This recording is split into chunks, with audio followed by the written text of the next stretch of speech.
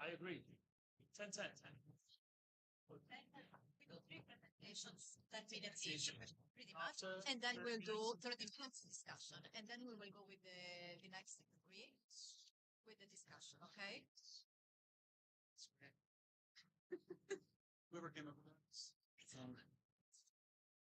That way, go ahead. 3.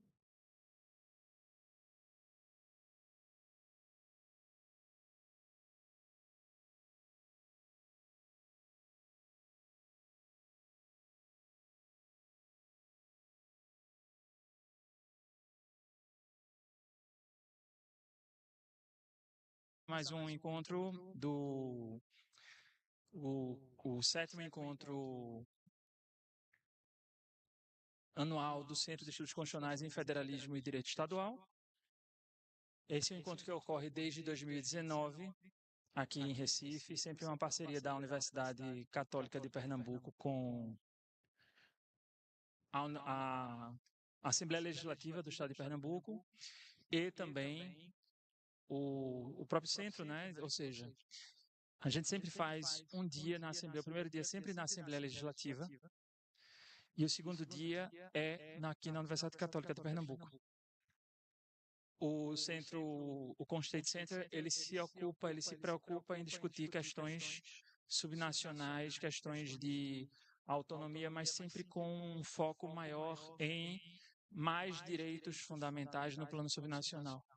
Mais direitos, mais inclusão, mais democracia no âmbito subnacional. Então, todas as nossas discussões são relacionadas a como governos subnacionais podem ser atores importantes, possam ser protagonistas de uma ampliação, um reforço de democracia, de direitos e de que maneira isso acontece também em relação a relações intergovernamentais. Inicialmente, esse encontro era apenas com juristas. Depois percebeu-se que boa parte dos juristas que trabalham com federalismo, eles não dialogavam com cientistas políticos ou com outros campos que trabalham com as ciências federativas. Então a gente começou a colocar há 4 anos aqui com a gente para discutir também políticos ou politicólogos e pesquisadores de políticas públicas, sempre com a finalidade de ampliar o debate. Por isso que o título do encontro é 7º Encontro Anual do Centro e 4º Congresso de Federalismo. Porque, na prática, ele passou de um encontro para discutir constitucionalismo subnacional, como ele foi pensado inicialmente, para discutir federalismo. Esse ano o tema é federalismo climático e eu queria, nesse momento aqui, agradecer. Primeiro, pedir desculpas porque a gente teve alguns percalços na última semana, né? Isso impactou um pouco no desenvolvimento do evento, né? Questões que foram além da nossa capacidade de resolver. E, como todos vocês já sabem, né? Mas que estamos aqui, isso aqui importa, e que estamos aqui com parceiros importantes. A gente está transmitindo aqui para todos os municípios de Pernambuco, através da Associação Municipalista de Pernambuco, através da MUP, assim como também a gente está transmitindo para todas as assembleias legislativas do Brasil. Então, a Assembleia Legislativa do Rio, a Assembleia Legislativa de São Paulo, a Assembleia Legislativa do... Enfim, todas as Assembleias Legislativas também participando por meio da UNALI, que é a União Nacional de Legislativos Estaduais, que também apoia esse evento. E também as Procuradorias de Assembleias Legislativas, que é a ANPAL, bem como a Associação Nacional de Procuradores de Municípios, o que faz com que a gente possa estar sendo visto também por todos os municípios do Brasil, porque a Associação Nacional de Procuradores Municipais, obviamente, ela tem, talvez não em todos os municípios haja uma procuradoria, mas ela tem mais de 4.000 associados de municípios, né? Então, isso é importante porque a gente consegue levar adiante aquilo que a gente vai debater aqui. Esse encontro de federalismo climático, ele tem a honra de receber, de hospedar a discussão do Book Chapter do Book Project, que é coordenado pela professora Erika Arban, que está ali conosco, da Universidade de Melbourne, onde a gente vai ter uma primeira sessão com a discussão de capítulos do livro Comparative Federalism. Então, temos aqui alguns autores do livro, e a gente colocou essa discussão no início, porque para a gente discutir federalismo climático, é importante que a gente tenha um pouco de base sobre as questões de federalismo em si, que é a primeira discussão. E a segunda sessão será sobre federalismo climático numa perspectiva internacional, com a experiência da Itália, da Bélgica e também da Argentina. E a terceira sessão, mais focada no federalismo climático aqui no Brasil. Então, foi assim que a gente organizou o nosso encontro. Vai ficar registrado no site do centro, também para que quem não pôde estar aqui conosco, né, presente, é mês de julho, né, mês de férias no Brasil, possa também depois estar assistindo. Espero que no próximo ano possam estar aqui conosco na Universidade Católica de Pernambuco, aqui no nosso programa de pós-graduação em Direito. Eu queria passar agora a palavra para o nosso coordenador do programa de pós-graduação em Direito, do nosso mestrado e doutorado em Direito, que é o professor Glauco Salomão, para dar as boas-vindas. Professor Glauco.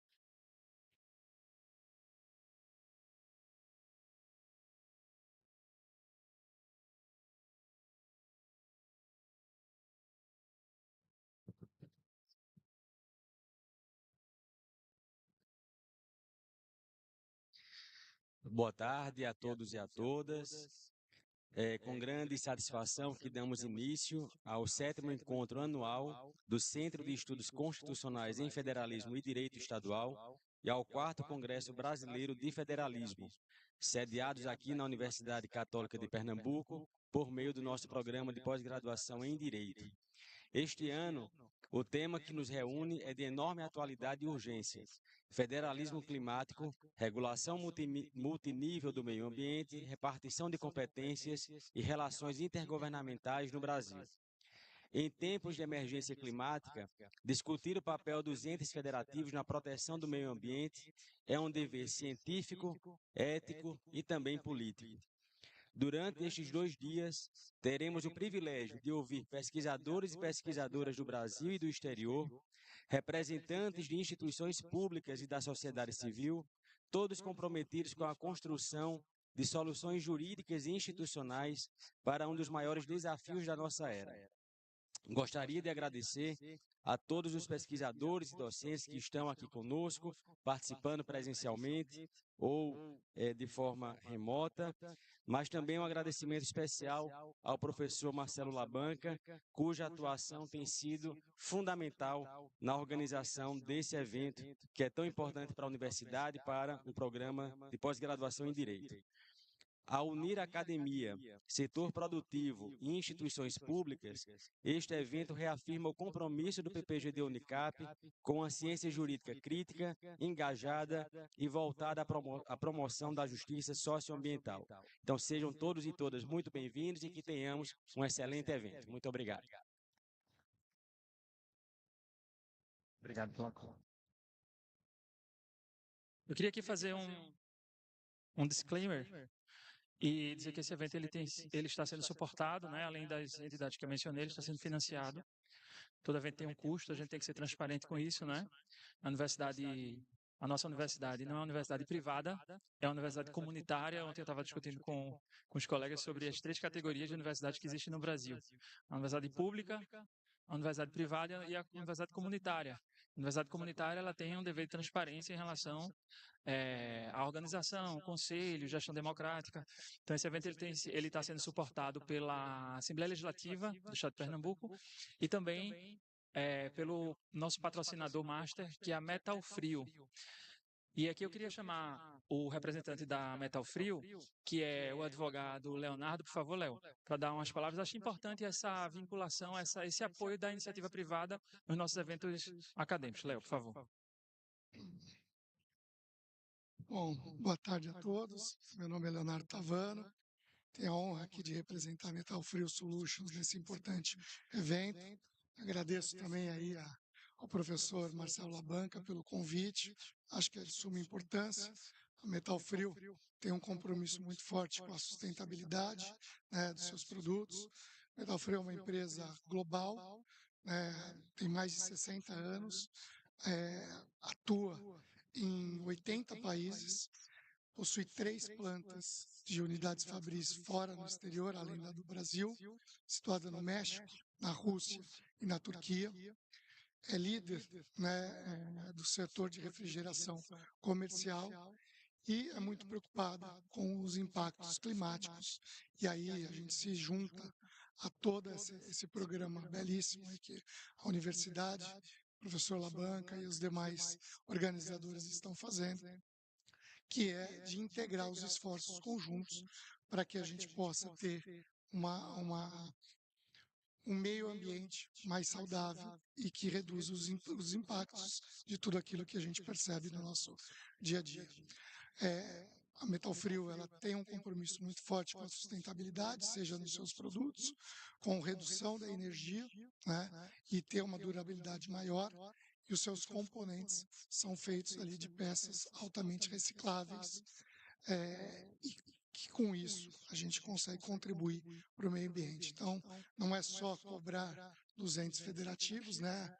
Em todas as esferas, eu acho que o setor privado também tem uma importante participação em todo esse ecossistema para que a gente possa realmente ter um mundo melhor. Então, mais uma vez, eu agradeço o convite. É uma honra não só representar a Metal Frio, mas poder participar desse foro importante de discussão com pessoas altamente qualificadas para que a gente possa realmente atingir os objetivos. Então, muito obrigado. Um excelente evento para todos vocês.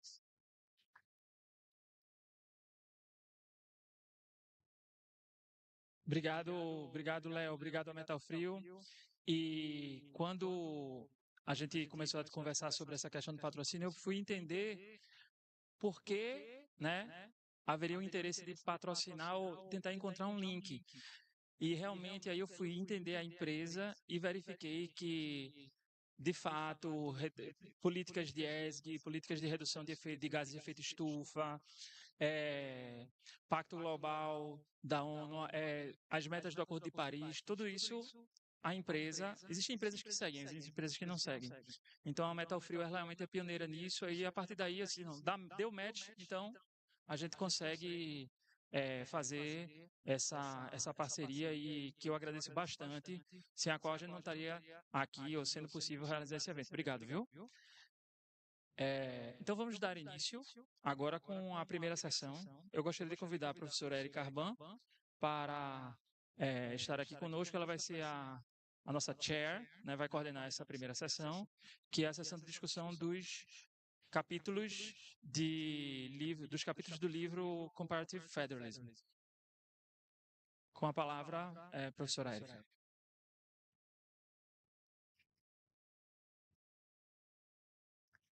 Good afternoon, everyone.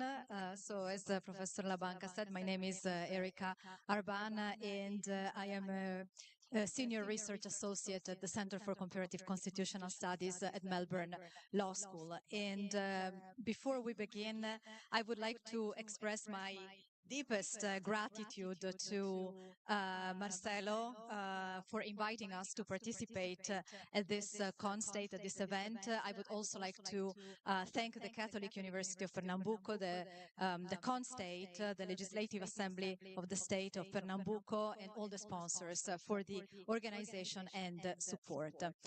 So, as mentioned in this first session, we will hear from some federalism scholars who are contributing a chapter for a volume I am coordinating, I'm editing. And the title of the volume is Research Handbook on Comparative Federalism, which will be published by Edward Elgar in 2026. So the purpose of this research handbook is to provide a conceptual account of federalism as a constitutional law principle and address a number of issues of constitutional theory, constitutional principles, and constitutional design. In this way, providing some theoretical insights and comparative responses. And it does so by adopting a methodological approach that combines comparative, theoretical, analytical, and substantive contributions. It brings together a group of junior and senior authors who are mainly comparative constitutional law scholars and who cut across jurisdictions, thus covering older and newer federal states, both in the global north and in the global south. So the research handbook intends to offer a state-of-the-art overview of federalism by taking a broad comparative approach and by dealing with the pressing questions of constitutional theory and design, but also it looks ahead at some of the potential challenges for federalism around the world. So the first session lays the groundwork for the discussion that will follow. Presentations will cover a range of case studies and theoretical perspectives, aiming to enrich the comparative understanding of federalism. So we will organize this panel as follows. We will hear 3 presentations first, one after the other, and then we will have, each speaker will speak for about 10 minutes, and then we will have about 30 minutes for questions and discussions. And then we will proceed with 3 other presentations, and then again, a discussion, questions and discussion. So our first presenter is Maja Sahadzic. Maja is assistant professor of constitutional law at Utrecht University in the Netherlands. And she will speak about asymmetries and horizontal coordination in multi-level governance. So Maja, the floor is yours.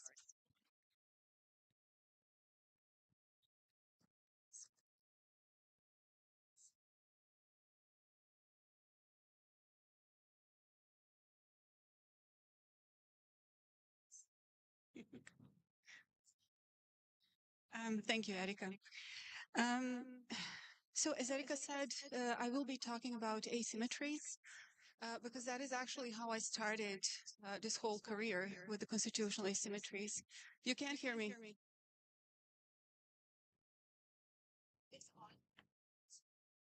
And now?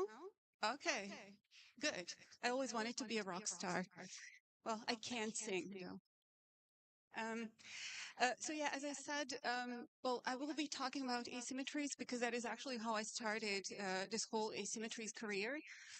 And I started with trying to prove that asymmetries have connection between legitimacy and stability of multi-level or federal systems or systems that are based on federal principles. But then after this connection has been proved, I had to look into how to improve this connection or the consequences of disconnection, and therefore this paper on horizontal coordination. The first thing that I want to introduce is actually what asymmetries are or where do they come from, because not everyone is actually knowledgeable about these things, even the federal scholars that I regularly account for. Yes. No? Closer, like this. Okay, I'll try. Sorry. So what we've seen in terms of the past few decades, what we have seen in the federal studies, thank you, is that there has been some evolvement in multi-level arrangements, and we've seen that some mononational, well, not necessarily mononational, but also mono-level constitutional systems, to call them that way, or unitary systems, constitutional systems, have evolved into systems that are based on federal principles. And under these, I can mention, for example, Belgium, I can mention Spain, Italy, UK, and so on. Apart from this decentralization, sort of to call it that way, we've also seen, apart from fragmentation, we've also seen a reversed type of situation. And Giuseppe is actually expert on that, together with his colleague Giacomo, and that is the unification also when it comes to the European Union. And now, regardless of these fragmenting or integrating forces, what we also see is that these systems, of course, experience some form of decentralization or the shift of authority across levels of government. In some of these systems, this process remains low. In some, it remains pretty high. And while the levels for this are tailor-based to each specific system to match the system's needs, one of the main ideas behind them is actually to enable the stability of the system. So convergence and divergence in these systems. Stability is something that I discuss in other works. I'm not going to go into the details of it. I'm just going to tell you that stability as such is actually based on cohesion of the system. It implies continuous adaptiveness of these multi-level systems to satisfy those various interests that are always trying to pull the system apart. And because of this, this also necessitates not only interaction and interdependence across levels and actors, this requires coordination between them. And as you will see later, not only horizontally, but also vertically. The problem with multi-level systems, with federal systems, is that traditionally they're seen as unstable as such. And then if you add asymmetrics, if you add asymmetrical constitutional units that are part of it, especially if asymmetrical relationships are based, for example, on identity differences, economic disparities, and so on, then it becomes even more complicated. This has something to do with the nonlinear evolution of the systems that are burdened with, for example, identity differences. It has something to do with how... Is it on? Okay.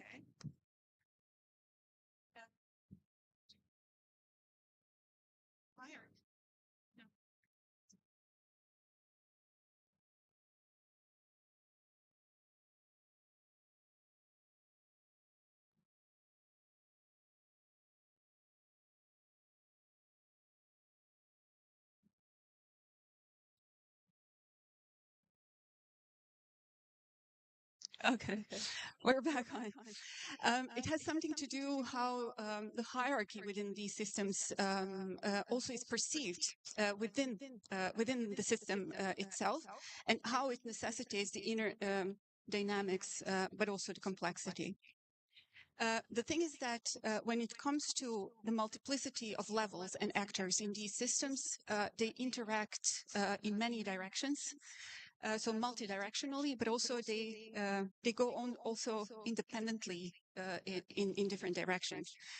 To that end, I like to compare them to Willy Wonka elevator, because they can move, right? You laugh because you know what I mean, because they move sideways, long ways, slant ways, any other way.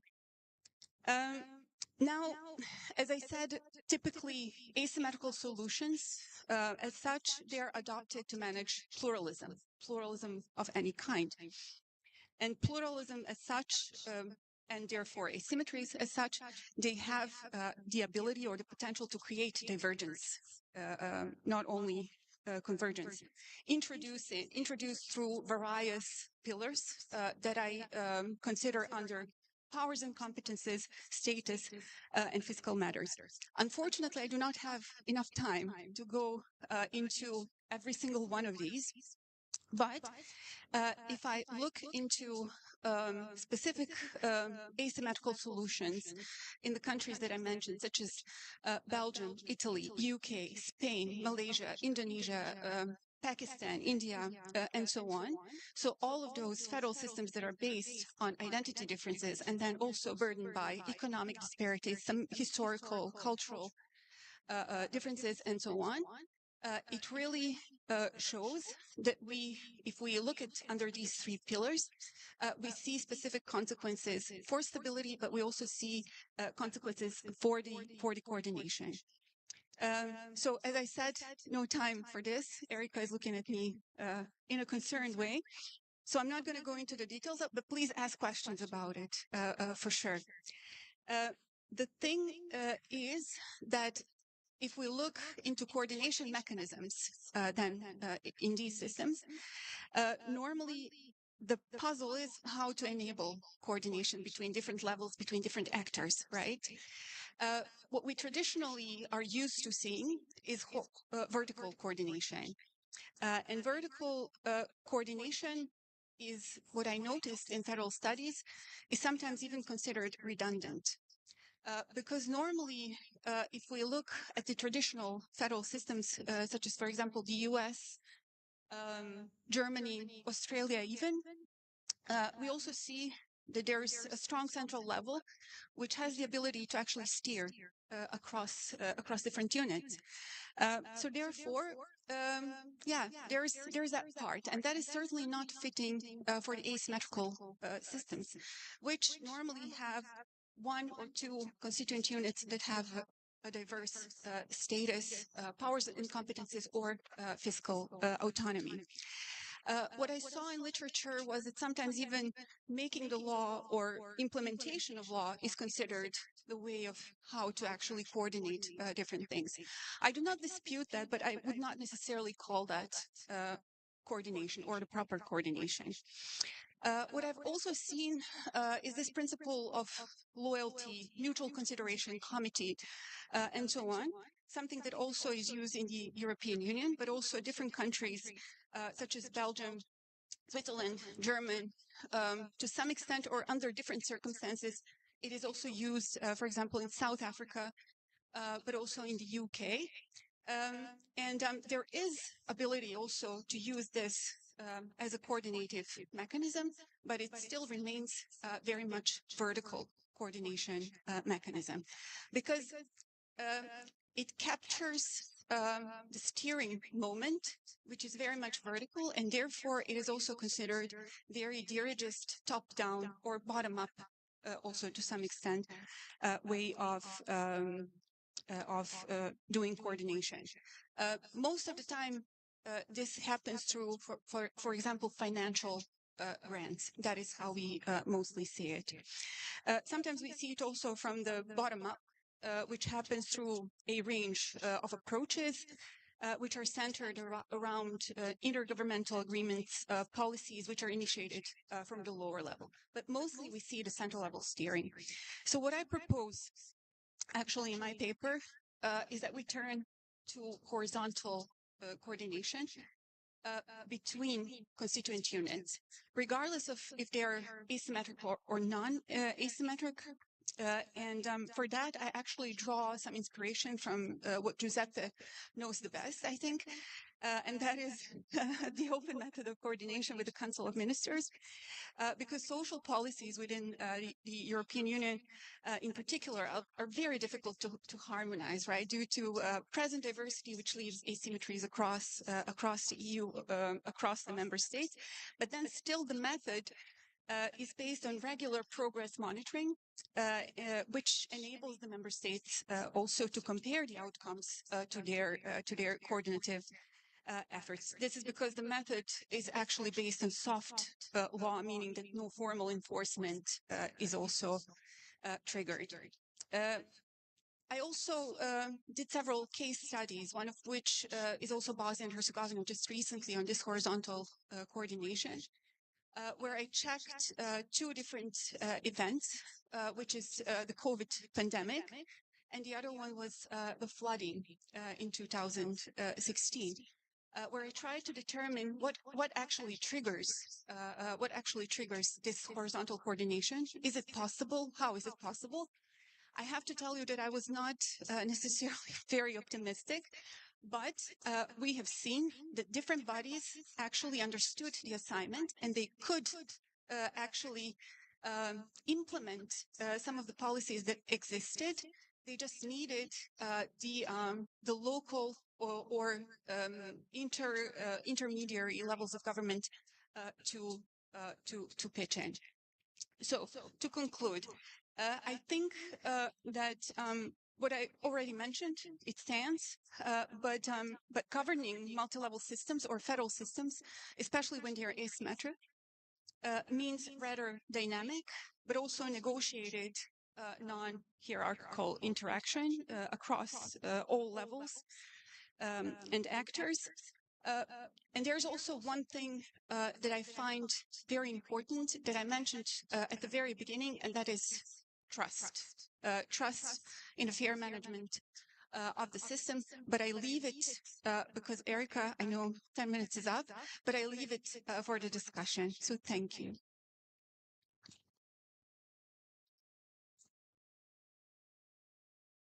Thank you so much, Maja. I will now call our second speaker, Jacob Palmer. Jacob is a PhD candidate at Northwestern University School of Law in Chicago, and he will present a chapter on federal solidarity and solidarity federalism.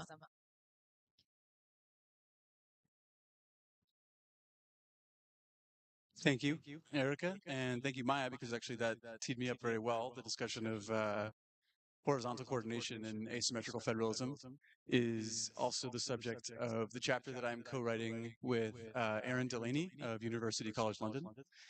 And the title of the chapter is Federal Solidarity and Solidarity Federalism. And so we're discussing the principle of federal solidarity, which is a principle that several people in this room have written about, including Erika and Marcelo. So if you have any questions about it, you can ask them. Not me, I'm just kidding. You can also ask me.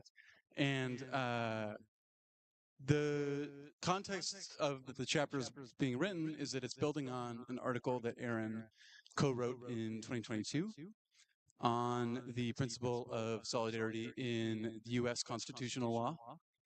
And she co-wrote that with Ruth Mason of the University of Virginia Law School. And so we're kind of building on some of the arguments set forth in that chapter, putting it into comparative context and sort of developing the theory of solidarity federalism.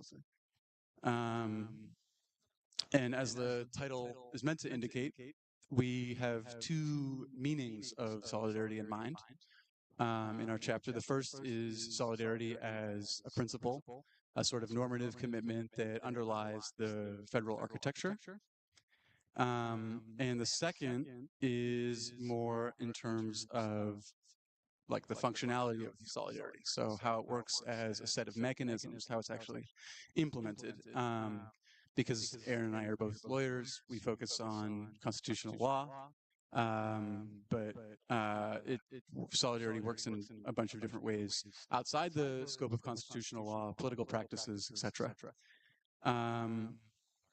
So the principle of solidarity we discussed is kind of alongside the principle of autonomy is one of the two main principles that sort of undergirds the federal enterprise, but where autonomy is typically framed as a right, or in terms of states' rights or subnational rights, solidarity is typically framed as a duty. So it's requiring either citizens or, more crucially, subnational units to work together for the common good. And this, as Maja put it very well, has both a vertical and a horizontal dimension between the subnational units themselves. And it's our contention, and people have said this before, that the principle sort of waxes and wanes in strength across different contexts, but that it's intrinsic to the federal idea, so that every federation relies on the principles of solidarity in one way or another. And the way that we explore this is kind of in two ways. One is by focusing on some United States case law. And the reason that we focus on the United States is partially because the federal solidarity principle is maybe the least developed in the United States in comparison to other countries. Maja mentioned several European countries, but also the EU, Brazil, Argentina, etc. So that's one way. And then we also look at the issue of secession to discuss how the principle of federal solidarity. Still on? Still on? Yeah. Okay. Sorry. Sort of underlies the federal project. So what do I mean by, I've talked for a little while without defining it. Sorry. The principle of federal solidarity is the principle that commits the national and subnational units to work for the common good of the federation over the long term. And the temporal aspect is really important. We think that it's unlike many federal accounts of the sort of first principles of federalism that focus on the spatial differentiation of territory. We think that solidarity is sort of the glue that binds the polity over the long term, over time. And solidarity is kind of, Aaron uses the metaphor of a marriage to describe it because it's a way of avoiding, it's a long-standing commitment to working with your partner to sort of remedy the issues within the constitutional settlement, avoiding the issue of secession, which in this case would be a divorce. And then, so that's sort of the principle of federal solidarity. Solidarity federalism, this bundle of mechanisms that some of which are constitutional law, some of which are various political practices, refers to things that federations do to sort of make the commitment work. So last January, when Los Angeles was threatened by a massive fire, California obviously mobilized its, the state of California mobilized its fire department, but they also mobilized firefighters from all of the surrounding states. And they had thousands of firefighters coming from surrounding states, including 160 engines from around. And this is an example, I think a good example of a catastrophe that's sort of combated with solidarity federalism.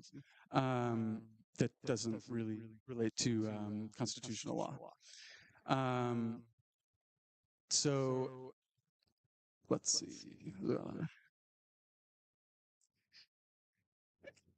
The principle of solidarity is related to several other principles, some of which that Maja mentioned, including fidelity, loyalty.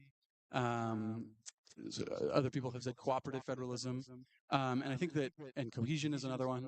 I think that these contributions are really valuable, and we sort of build on these. But we prefer solidarity for a few reasons. First of all, solidarity is a term used in more constitutions. It's in, by my count, over 100 constitutions around the world, including many federal constitutions. And then, secondly, solidarity is more broad than some of these other terms that have been developed. So, for example, the principle of loyalty or federal fidelity is typically used in terms of to describe jurisprudence, whereas solidarity, in our view, is sort of a more wide-ranging principle. So it's probably too ambitious for our chapter to map all the uses of solidarity in various federations, and other people have done pieces of that. But I guess I could just say that, like I said, over 101 constitutions around the world use either the word solidarity or fraternity, typically in the preamble, but sometimes it's within the text itself. And that includes most of the world's federations, excluding some of the common law countries, like the United States, Canada, Australia. But even in those countries where the Constitution is silent on solidarity, the high courts have typically developed some kind of jurisprudence that that develops the principle. And this brings me back to the United States, where the Supreme Court doesn't use the word solidarity very much, but they have nevertheless developed various sort of breadcrumbs across case law that draws together what is crucial to the constitutional architecture. The framing of solidarity as a duty rather than a right, which is typically the language of U.S. constitutional law, is speaking in terms of rights, is really important for the use of solidarity in U.S. jurisprudence. It's a way of navigating the divide between the central federal government and the autonomy of subnational units. And it's sort of, in our view, offers something like an off-ramp to a debate that has gotten maybe increasingly acrimonious, but also sort of stagnant. So in the United States, typically the conservative view would be in support of states' rights, state autonomy, and the liberal would be in support of sort of centralizing tendencies typically under the Commerce Clause of the U.S. Constitution. And that is, I mean, basically sort of where the debate has been for the last few decades. But solidarity is a way of sort of mediating this divide between centralizing with the national government and state autonomy, because it's a way of practicing state autonomy through mutual concern for other states. And we discussed an opinion by Clarence Thomas, who's certainly no friend of centralizing state power, that sort of draws on the principle of federal solidarity. He doesn't use the word, but the idea of reciprocal obligations between subnational units is definitely there. So in the interest of time, maybe I'll stop there. Our chapter sort of does some more comparative analysis with other countries, and then we conclude with the issue of secession, like I said earlier. And basically the argument about secession is that it's telling that the territorial principle is so strong in constitutions that most constitutions are silent on secession, and even those that do allow it do so under very specific circumstances, and that to us demonstrates that solidarity is at work. So thank you.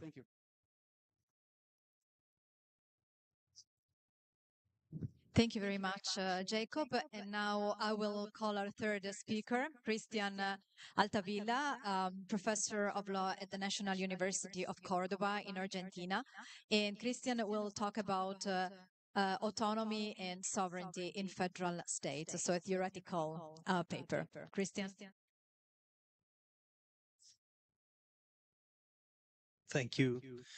Thank you very much. Well, first of all, I'd like to thank Erika, Professor Erika Arban, for inviting me to participate in this edited book, and Professor Marcelo Lebanca for inviting me to this such a prestigious event with such a prestigious scholar from Latin America and Europe. So yeah, it's a great honor for me. I think, Erika, I have 7 minutes, more or less. 7, 8 minutes. Okay. So, well, the title of my presentation is Autonomy and Sovereignty in Federal States. It's a very theoretical topic, but I believe it has important practical consequences. So the main question is whether federated units are sovereign or autonomous. The emergence of federal states with the U.S. Constitution brought a major challenge at the theoretical insight and critical approaches to federalism. Where does sovereignty reside in a country which is structured like a federal country? At the national level, at the local state level, or both? So these are not merely theoretical questions. It is related to the very nature and character of the subnational level of government, and ultimately refers to the nature of the federal state. So historically, there has been a profound doctrinal debate on the seat of sovereignty and the nature of the entities that are part of a federal state. The literature has shown different positions on the matter depending on how these concepts are interpreted.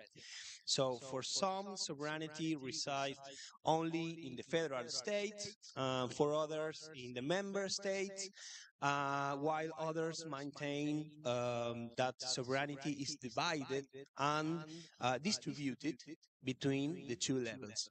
In between, we can find other intermediate position. So, so far, this is an in progress paper. So far, I found 8 different positions in the doctrine and the literature, which I will explain briefly for a matter of time.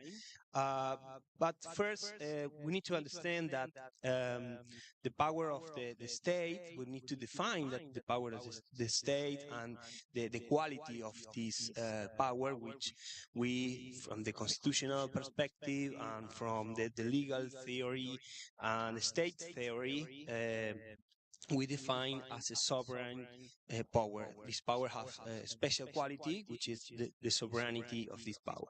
So the power of the state is characterized by a particular quality, which we call sovereignty.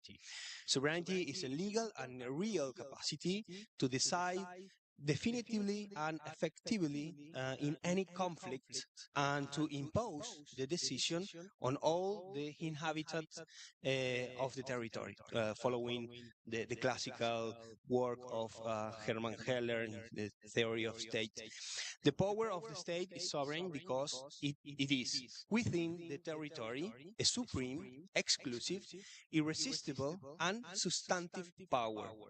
So the state, as a sovereign territorial organization, is the supreme creator of norm. In this sense, sovereignty is related to the faculty of create norms as the superior order, and has the monopoly on the power of legitimate physical coercion.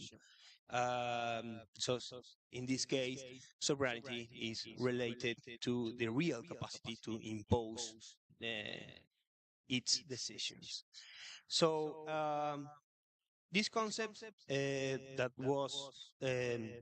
emerged in the 16th century with the emergence of the nation state or the modern state has remained relatively untouched until the 18th century with the liberal revolution. See, the glorious revolution in England, the American Revolution and the French Revolution.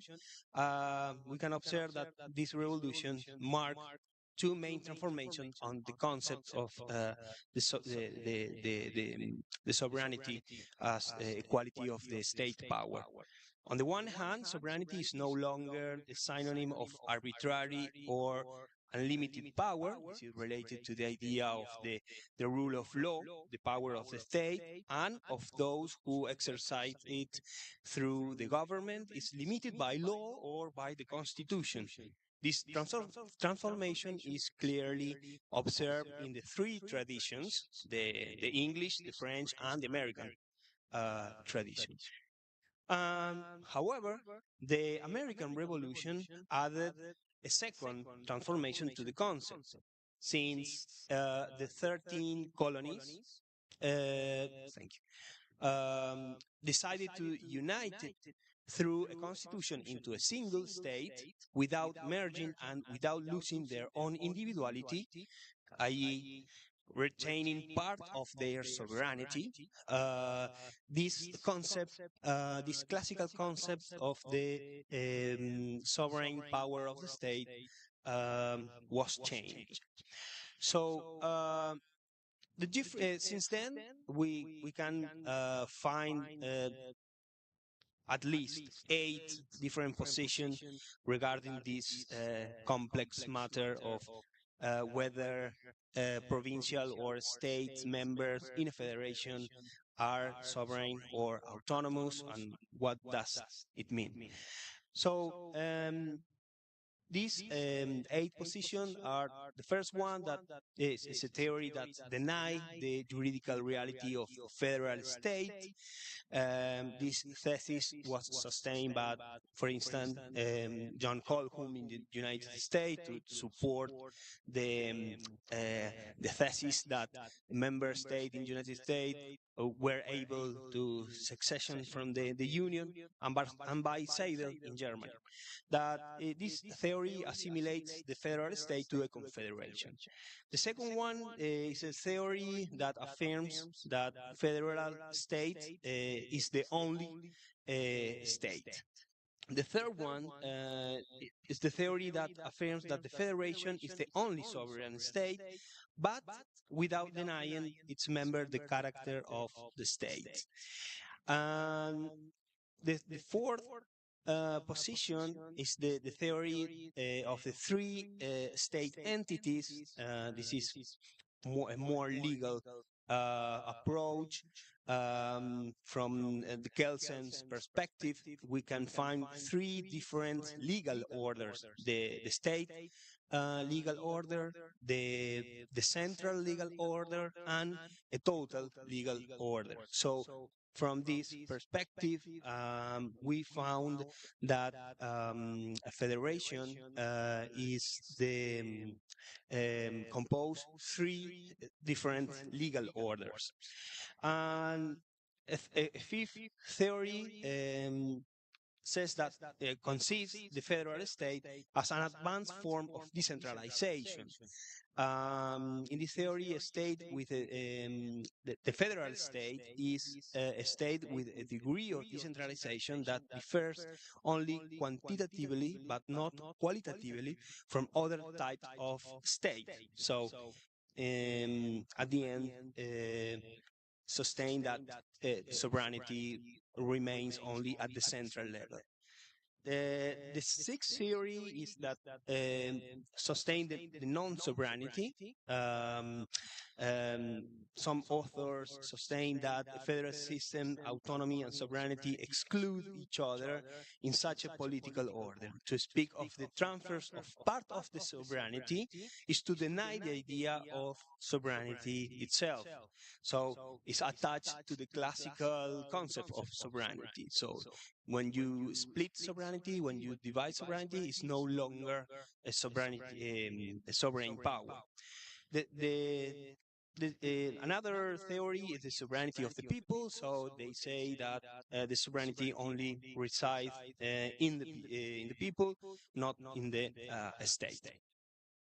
And the last one, I think, is the most important in the legal, constitutional, and federal theoretical perspective, is the theory of dual sovereignty, or the so-called co-sovereignty doctrine. This theory considers that sovereignty is divided between the two levels of government.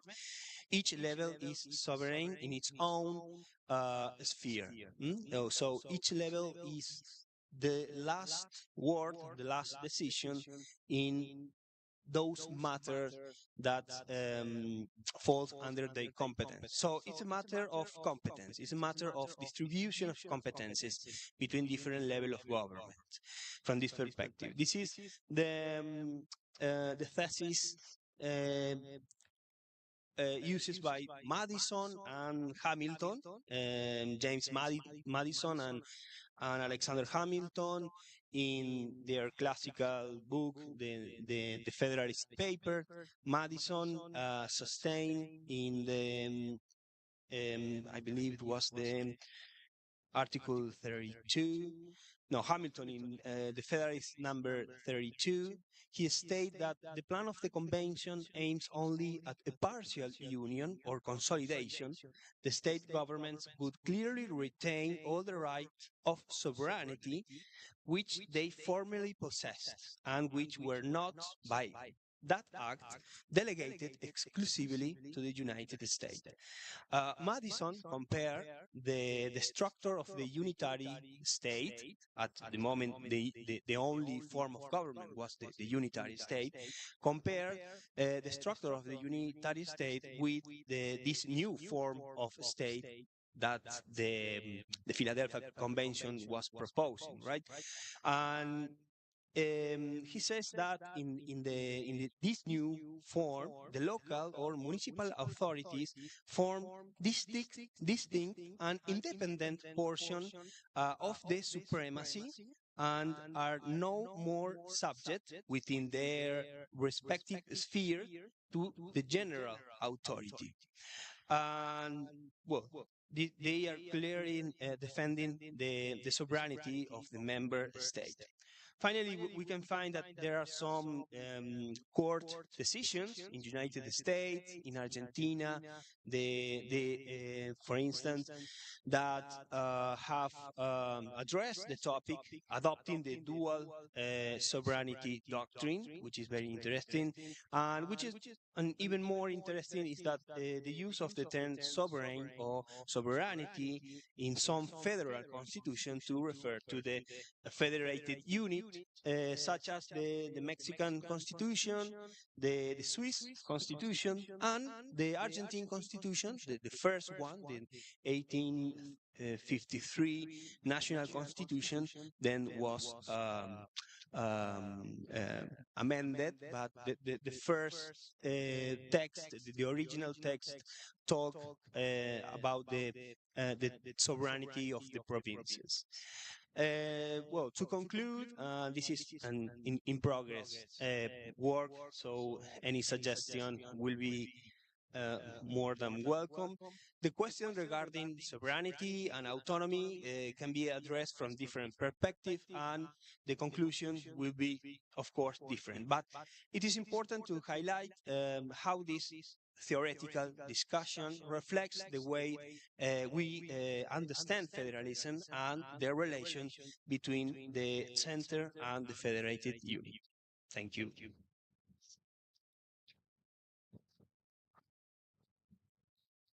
Thank you very much, Christian. So now I think we have about 20-25 minutes for questions and discussion. So if you have any question or comment that you would like to raise or present to either of our speakers, please, feel free to ask. And I'll try to moderate. Maja, do you want to start? Yeah. Okay, Maja first and then Giuseppe. Or you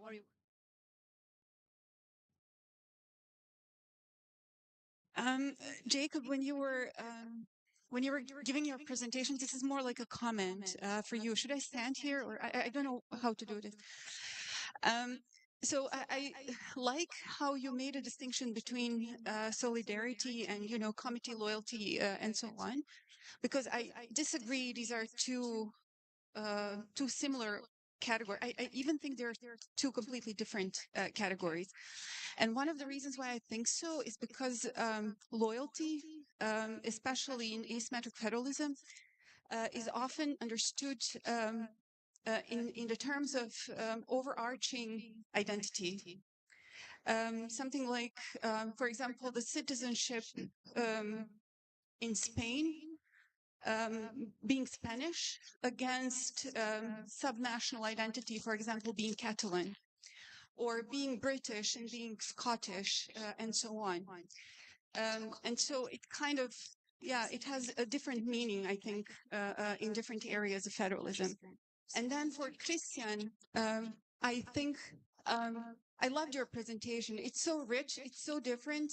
It is something that we do not encounter so often. And I'm so happy that you were published that paper because it gives us something very new in federal studies. So I applaud you for that. But then again, looking from my own perspective, in systems that are burdened with identity differences, sometimes what we see in constitutions is not some, it's not, there's not only the question of where sovereignty lays in terms of levels, but also the groups. So, for example, constituent peoples in Bosnia and Herzegovina, and so on. So there are levels, but there are also actors that could be the carriers, sort of to say, of sovereignty, at least according to some. So I wonder, have you actually thought of that?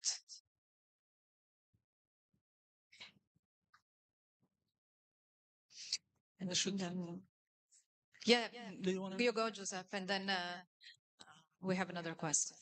Okay, so thanks indeed for this fascinating presentation. The first question/comment is for Maja. I really enjoyed when you referred to the open method of coordination. I think Bruno, Tere, and others have tried to, show, how the open method of cooperation is a form of asymmetric governance. I really enjoyed your point. At the same time, we know that many EU law scholars consider the open method of coordination as a sort of failure because of its lack of enforcement. So while I consider it as a very useful, especially when you have to prepare them in terrain, so using a soft law as a sort of waiting room. So my question is, how can we try to find a compromise between the pluralism galvanized by soft law, which implies a lot of flexibility, and the need for enforcement, especially in times of federal crisis, for instance. I don't know if you have thought about that, but I would love to know what you think. My second comment is for Jacob. I really enjoyed the presentation, but at the same time, it seems to me that there is a lot of stuff in your paper. So, for instance, when you were referring to solidarity, sometimes it seems to me that you were actually referring to homogeneity.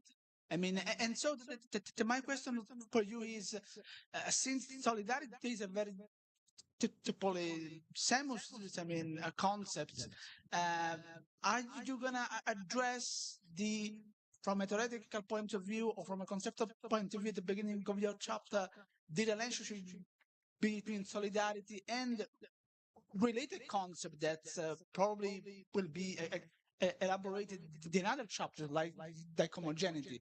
I mentioned that, for instance, I defer when you were mentioning, when you were referring to the possible secession clauses. I see that actually in context like this, it's a lot of relevance for homogeneity, not so much for solidarity. That's why I had this comment. I'm curious to know what you think. For Christian, very briefly, what do you think about the view of Carl Friedrich, who tried to argue that in federal systems we should renounce solidarity? It was sovereignty. Too much solidarity in the room. Yes, and so sovereignty. It was the line Gonaltusius. Was saying that we should use autonomy instead of sovereignty. What do you think about that? Thanks also to Giacomo for conducting me. Yeah. Thank you, Giuseppe. So if it's okay with you, I will take two more comments, one from Cedric and then one from Fernando. And then maybe we will give a chance to the authors to offer some answers. Thank you. Only one question that I have for Jacob, and it kind of connects to what Giuseppe was already talking about, specifically the end of your presentation, when you refer to the connection between solidarity and secession, and you refer to the fact that there are some constitutions that do have a type of clause, typically Ethiopia, for example, that there's but you also refer to the fact many constitutions don't even mention secession, so that would then be a sign that goes towards solidarity, and that I wasn't completely following, because in a way, if you have a marriage and there's not even a possibility to break the marriage, it's not even within the constitution, does that show the solidarity, or is the solidarity shown in the fact that you provide for the possibility that there could be a separation, but nevertheless, you decide to stick together, and that's when you show the solidarity. So how could you derive from the lack of a clause, for example, on secession, could you derive from that the notion of solidarity? Aside from the homogeneity comment that was made, how can you derive solidarity from such an aspect? Thank you. Luis Fernando here. Thanks. Thank you, you all, for the great speeches, great lectures. I'm amazed with the work of Maja, Jacob, and Christian. And my question goes to Christian. Christian, how can we work with these heterodox theories about sovereignty, like the state's sovereignty or the shared sovereignty, in countries that like Brazil, adopt as a dogma that the sovereignty belongs only and exclusively to the union or to the federal state. Because it seems to me that after the War of Secession in the United States, the other theories become recessives in function the risks of the secession and other problems. Calhoun, for example, for instance, was one of authors that endorsed the theory of the sovereignty of the states. And even if the U.S. Supreme Court endorsed the doctrine of shared sovereignty at 2 times at least, then you see this relation in some kind of problematic with this problem. After the War of Secession in the United States, there is a relationship. Yes, so maybe we can go in the reverse order, or whatever. Maja can go first, and then Jacob, and then Christian. So we'll just follow the same order. Yeah, you're right, Giuseppe. Yeah, I have a soft voice. But yeah, I do agree with you that the open method of coordination might have been perceived as a failure. Well, not failure in a strong sense of word, but probably something that is not perfect as a solution. But then the first thing is that what is the alternative? So what we see, if we have vertical coordination, especially in asymmetrical systems, is perceived is met with a pushback, because it's the central level steering, and the central level, especially from those subunits that have a diverse position, status, power and competences, fiscal autonomy. They will always see it as the vertical power management. So therefore, there will be pushback against it. And therefore, I wanted to look for something that would be achieved horizontally. In crisis management, you're right. We should look more into that. The 2 case studies that I mentioned from Bosnia and Herzegovina were exactly from 2 crises. One crisis was the COVID pandemic from 2019-2020, how it developed and how the country or how the levels and actors actually responded. And the other one was floods. And especially this is visible when it comes to floods. When it comes to vertical coordination, for example, to have the helicopter from the military base in Sarajevo, so the army of Bosnia and Herzegovina, to have it be used to evacuate the population in the city of Maglaj. The local civil unit needed to send a document to a cantonal unit. Cantonal unit had to send it to the Federation of Bosnia and Herzegovina, and the Federation to the state level, to one ministry, Ministry of Defense. And then the Ministry of Defense sends it to the Ministry of Civil Affairs, takes it back all the way down. So it takes at least 3 days to do this. So if it would have happened over the weekend, it would have taken 5 days. So this is how vertically coordination works, only for one helicopter. when it came to horizontal coordination, it turned out that in crisis management, it worked perfectly. Why? Because there was solidarity. There was the sense of solidarity. There was a social element in it, where even the municipalities that were actually on the inter-entity border, that were placed on the inter-entity border, what happened was that they were cooperating perfectly. They were sending help to each other. They were trying to evacuate the population faster than the state level would have done it. So what happened was that actually those policies and this infrastructure in terms of intercantonal coordination, suddenly it was triggered, even though it had never worked before. So in crisis management, it seems that it might work. It fell apart later, because they realize, oh, the state level might interfere now, or they should. We expect them to do that. But still, it was working. So yeah, and then the second thing, I think, how we can overcome this, I look at this issue from the perspective of the systems that are burdened with identity differences. And then identity differences they're already congruent features, as I said, economic disparities, anything else, international agreements, whatever. There's something that I mentioned at the very end, that is trust. So trust in the fair management of the system. So that is something that we need to look into. But the trust is not built in one day, in one night. So that is something that you need to build over the years. So what I also hear, and related to Bosnia and Herzegovina in particular, some people say, oh yes, if we just decide not to have the entity level, everything would be much easier. But in order to do that, you have to have the trust of the people, because identity is territorially embedded there.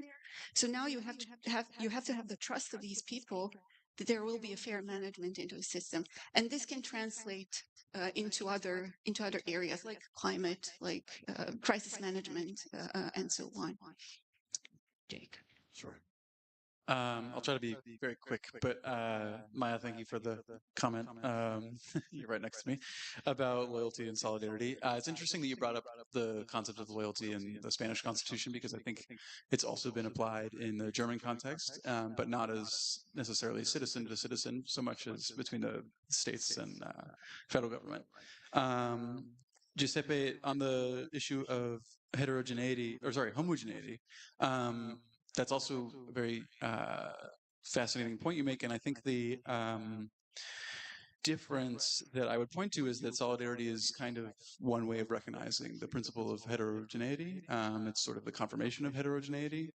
If you didn't have a federation, if you had like a unitary state, then you wouldn't need solidarity. It would sort of be more implicit.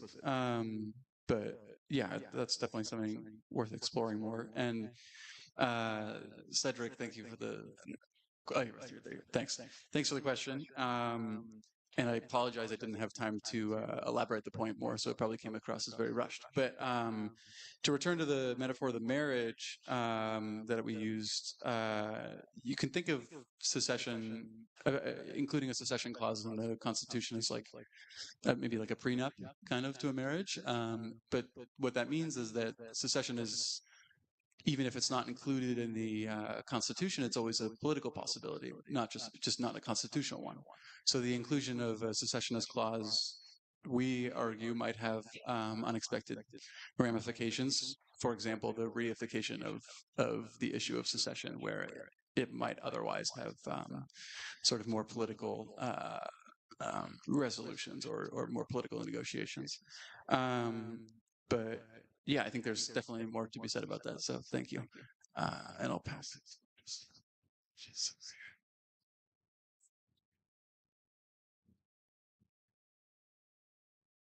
Thank you, Jacob. Well, thank you very much for your comment and suggestion. Maja, well, thank you very much for your suggestion. I have not considered actors yet in my analysis, so I think it's a very good point, and I appreciate your suggestion. So I think it's quite interesting to introduce the minority groups in the analysis, into the analysis. For instance, Brazil is a very good example, and I think this is very linked to the legal pluralism doctrine. For instance, indigenous people who has been recognized the right to use their own legal order, to apply the legal order, etc. And also there are other forms of decentralizations in Ecuador, Colombia, who has recognized an important degree of decentralization, autonomy, or even sovereignty to indigenous population to organize themselves according to their culture, their tradition, history. So I think it's a completely fascinating perspective for the analysis. So thank you very much. And regarding Giuseppe's question, I need to take a more deep look at the Friedrich work, classical work, but I think that he focuses from the international perspective, and authors who focus on this issue from the international perspective are more inclined to deny the sovereignty of the member state. They focus on the sovereignty of the central or federal state because it's the only one in the international arena who has the possibility, the faculty to sign international treaties, etc. But again, we can argue this position with the existence of the so-called federal clause in the international treaties, which again are recognizing that those states organizing in a federal structure, they has not the last on some competences. And I think this is an international recognition to the sovereignty of the member state.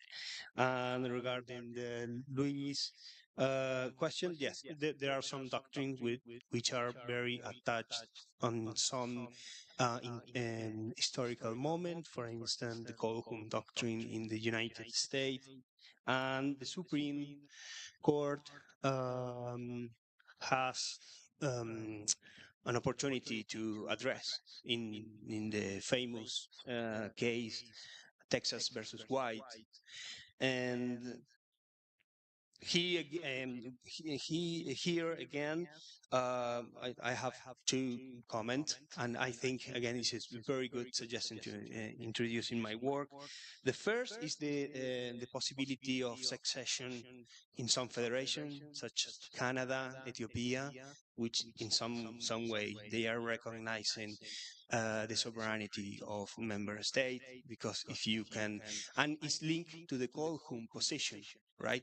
If you can succession from the union, it's because you are sovereign. And the Texas versus White Supreme Court decision, when you take a careful look to this decision, the U.S. Supreme Court did not deny the right of succession from the member state. It only said that the member state, that the United States Constitution does not expressly recognize the form of succession, but it clearly says in the decision that member state can succession from negotiation, for instance. And again, you have a recognition of the sovereignty of member states if they can succession or separate from the union. So thank you very much.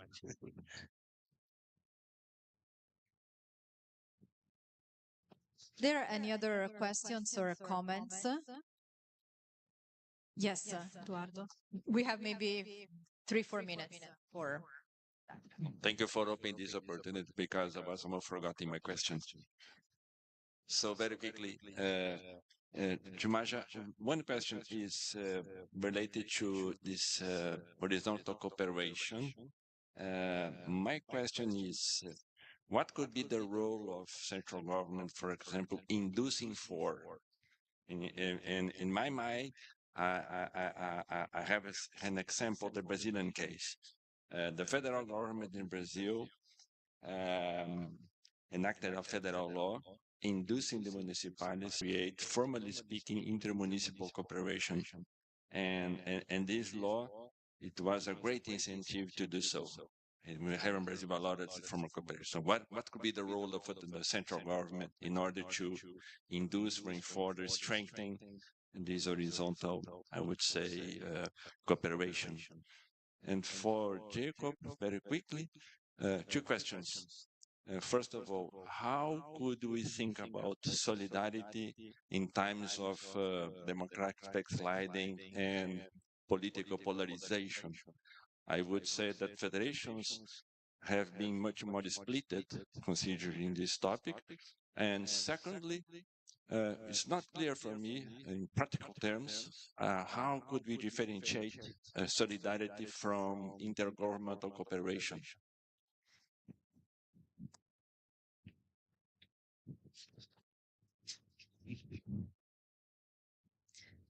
So Maja, do you want to go? Thank you. That is a great question, and I think also for the asymmetrical systems, it is also sometimes mind-boggling. We're not actually sure sometimes, or from time to time, how to tackle this. But I strongly believe that what I mentioned about trust and the fair management of the system, the role of the central government can actually be gentle steering, something that you just mentioned.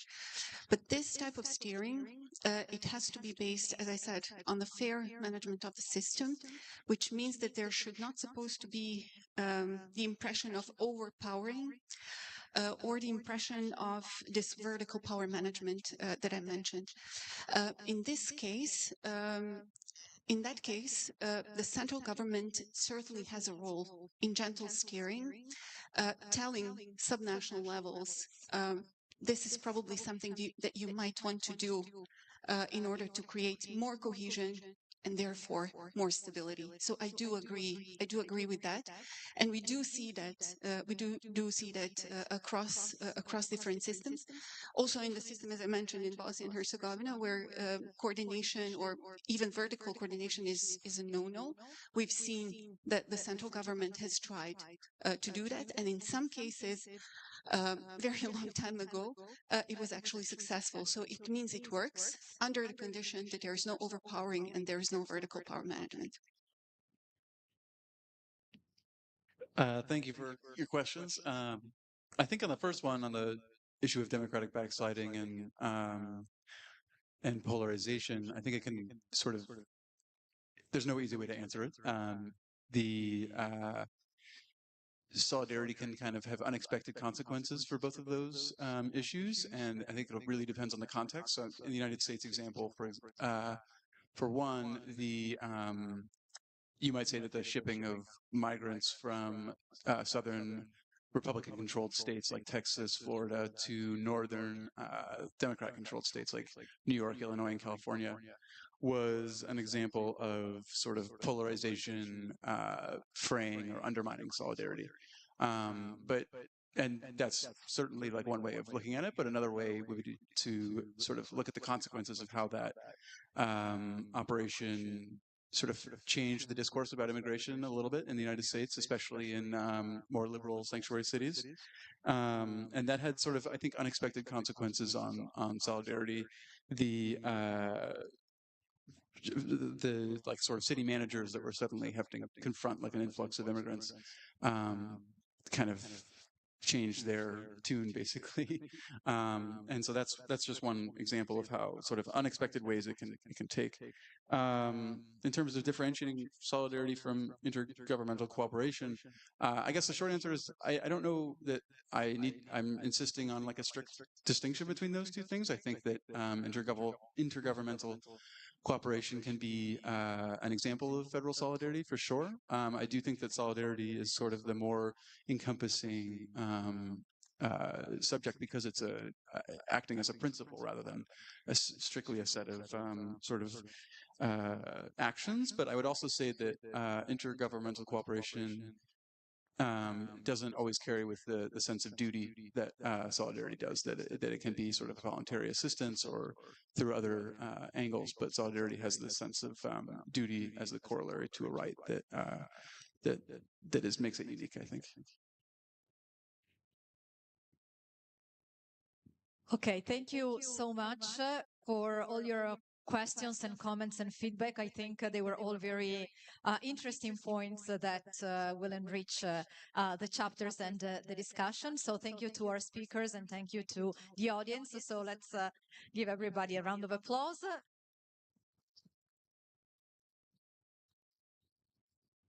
And I think we can start with the second part of this panel. So we will hear three more speakers.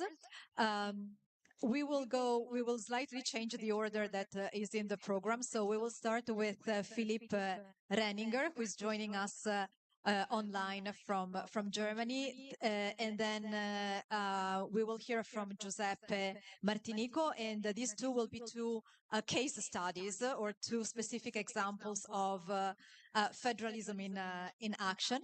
And then we will close with Giacomo Delle Donne, and his presentation, I think, will be a good way to introduce then the next panels later today and tomorrow.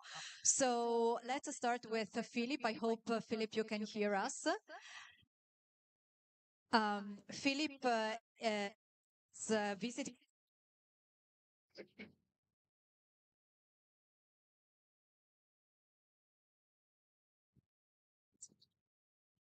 And his presentation, he will present the specific case of China. So the central local relations in China as a particular form of a federalism or non-federalism. So, Philip, you have about 10 minutes for your presentation, and then we will move on with the other speakers. I don't know if Philip can hear me, though.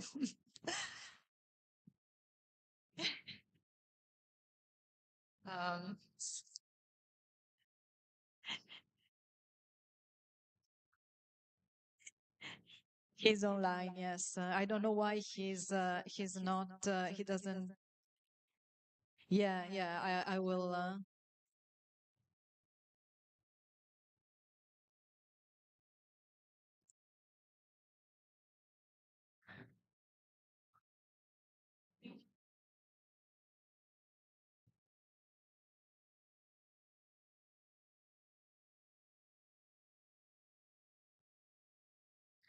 Can you hear me? Yes, okay, good. So, Philip, I have already, he can't hear us. That's why.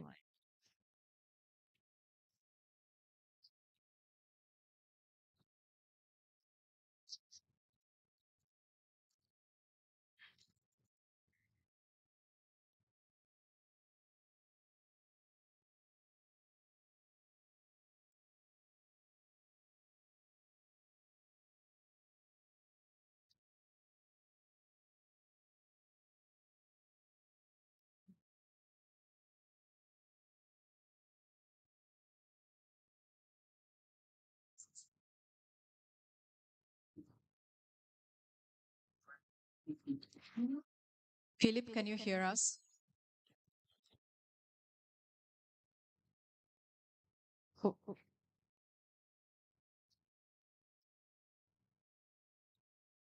Okay. Can you say something again? We can hear you. Okay.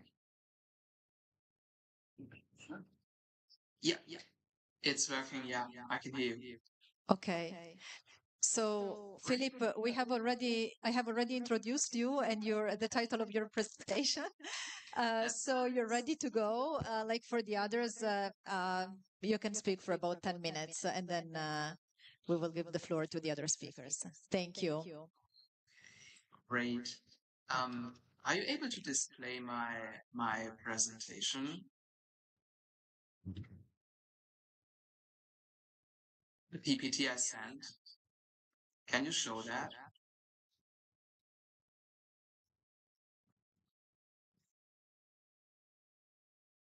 Right.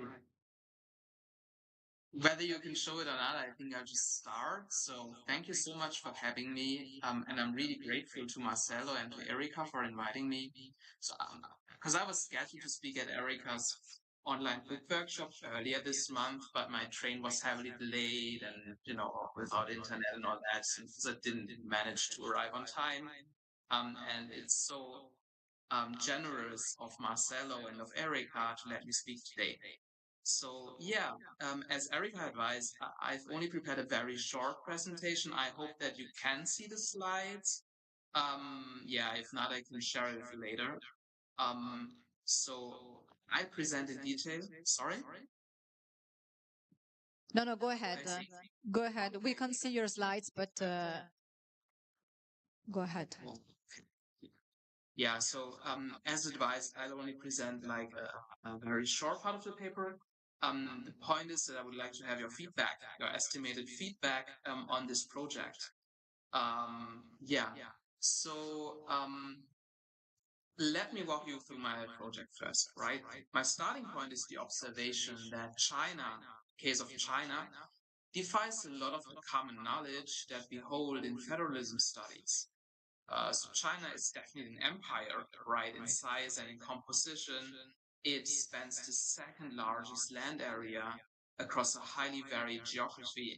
And it's also home to the second largest population of the world right now, surpassed by India. And it has 56 officially recognized ethnic groups. So I'm aware that Brazil is also super diverse. I guess you might even have more tribes and more ethnic groups in China. But as you're from Brazil, you know what it is to live in an empire-sized country, right? So, but despite all of that, China's not like Brazil, right? It's not a federation. It is pronounced decentralist. So the People's Republic forms the world's by far largest unitary state, right? And it rejects federalism as one of 5 political taboos, just as, for instance, the separation of powers, right?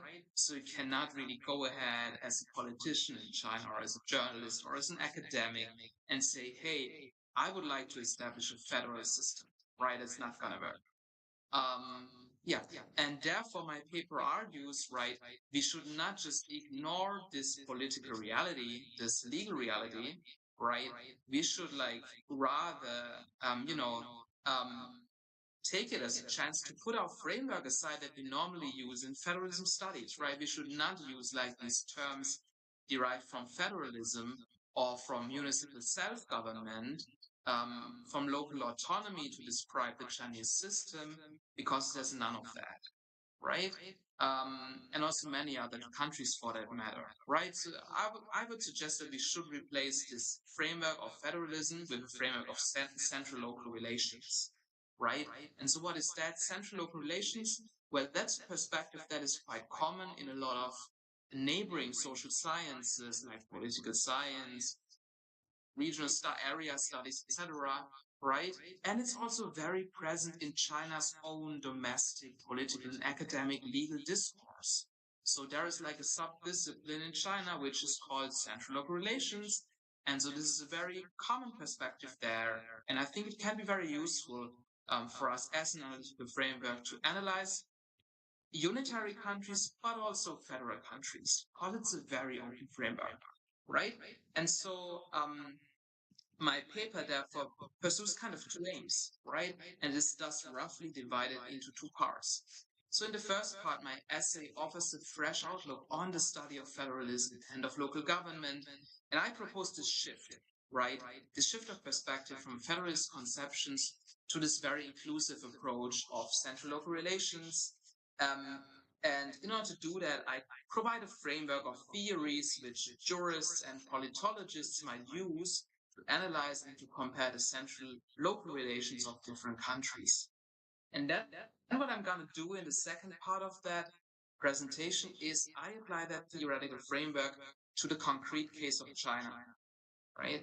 And yeah, therefore in the second part, basically, I want to introduce a new view or a new critical introduction to Chinese law and society, law and politics, and especially to its party state from this vertical perspective, which is often overlooked, right? We talk about China, we think, hey, that's highly centralized. We look at what Beijing does, right? Or Zhongnanhai, the center of party state. But we forget that like there's this local government going on, right? It's such a diverse country, right? And so I want to give like a new perspective, a new introduction, to give an overview of the Chinese system from this specifically vertical central local perspective. And what I'm doing is across the disciplines, right? I scrutinize the vertical units and the horizontal unit institutions that the state and the CCP are composed of from different perspectives, right? So I bring in like political scientific perspective, political theory, also historical anthropology, etc. And yeah, across the eras, I want to highlight the changes also that have happened, from imperial China to the current era, and especially also looking at what happens under Xi Jinping's rule, right? There have been like important changes in incentives for local governments, which are sometimes overlooked because we think like, things more or less continue as they used to go, but like Xi Jinping has significantly changed a lot of like that incentive framework for local decision makers. And yeah, so across the continents, I thus hope basically that my paper also gives an inspiration for, or my perspective gives an inspiration for the studies of other countries, other especially unitary countries, which we could include into our federalist studies, right? And obviously, I want to tell both the success stories and the cautionary tales, right? I want to give like a balanced overview. There's been like very bad things happening in Chinese central local relations, but also significant successes, right? And I think we should like take a look at both of them to learn from them, right? To learn our lessons, both positive and negative ones. Okay. And so just like, as you probably do not see the slides, right, I've visualized these theories like the framework, the central local framework, which I'm talking about, but it's basically only two theories, right? The first pillar of the framework is a theory developed by Ulrich Schneider, who is a Swiss scholar, in historical anthropology by the example of Kosovo in Yugoslavia in southeastern Europe, right? And so Schneider claims that during a certain era, central and local governments follow one status. That means one basic interaction mode. And the first historical example of such a status is often indifference, right? So the central level is not interested in what's happening, like in the political and factual life of the local level, and vice versa, right? They just don't care. It's like in tributary states, right? Locals want to live their life. They don't want to be bothered by the central level, and the central level just collects the tributes and doesn't care about what's going on the local levels as long as they pay their taxes. And the second status, which happened in a lot of countries throughout the 20th century, that's oppression, right? So local units, they kind of reject the central state and passively or actively fight it because the central state wants to pierce this veil of local autonomy, right? They want to oppress the local level, and so they resist, right? And the last status, and that's the case in most contemporary states and countries, they aim for a status of identification, which means that the central and local levels, they basically identify with each other, right? That's the first framework, right? So we can say, hey, no, we assume that like in China, the Chinese government currently aims for central local identification. right? And then I had a second theory, the second part of my analytical framework, that's the so-called function theory developed by Korean scholar Yeho Chung by the very example of China. And Chung identifies three main functions or roles of the local level. So he says national units, they can basically act as agents of the center, as principals pursuing their own interests, or as representatives of their local population, right? And they do that at the same time, right? Sometimes they act more as agents, sometimes more as principals, maybe they act differently in different areas. But basically, like, it's not like Schneider's theory that we only have one status, but we have these three functions, and they might exercise them to a different degree, right, during the same era. Okay. And obviously these theories can be combined very well. You would see it on the slides, but yeah, it's not happening here, right? And so how did it look in China, right? So my paper does two things. First of all, I kind of tell a general history of what was going on, right? And then secondly, I apply these theories to concrete examples, most importantly to local legislation, right? So, and please tell me when I need to stop, because I haven't been able to watch like the ongoing conference, so I don't really know how long we're supposed to talk. But please just interrupt. Can you you can speak for 2 more minutes if that's okay? 2-3 minutes. Thank you. So as you don't see the slides, probably doesn't make a lot of sense to like concretely apply the theory to local legislation because that's kind of technical. But just like let me tell you, like in general terms, how did that evolve in China, right? So in imperial China and basically throughout most of Chinese history, there has been a very strong discursive focus on political demands of creating this national unity, right? Creating identification. But that status is obviously different to accomplish in China because it's an empire in the end, right? And so obviously that wasn't achieved until recently, right? And yeah, we shouldn't forget, I mean, China used to be like not one polity, but just like what we now call China used to be very many different polities and territories with a huge diversity, right? In terms of language and socioeconomics, culture, religion, all of that, right? And also there was a problem of state capacity, right? So the Chinese government, until as late as the Republic of China, like less than 100 years ago, was basically unable to rule below the county level. Okay, so counties are often, I think, on average 3 million people in size nowadays. Obviously, they're smaller back then. But the central government was unable to rule below them because they didn't have the information. China's a huge country. And so, they were totally dependent on local, their local representatives, like governing that stuff below, right? And yeah, most of that time, the status was characterized by indifference, right? So there's a Chinese saying which says, "The sky is high, the emperor is far away." 天高皇帝远. Okay, so basically, if the emperor in Beijing doesn't know, nobody cares, right? So put differently, back then Chinese local units, they acted as principals, right? They didn't need to act as agents of the center, except for collecting taxes, right?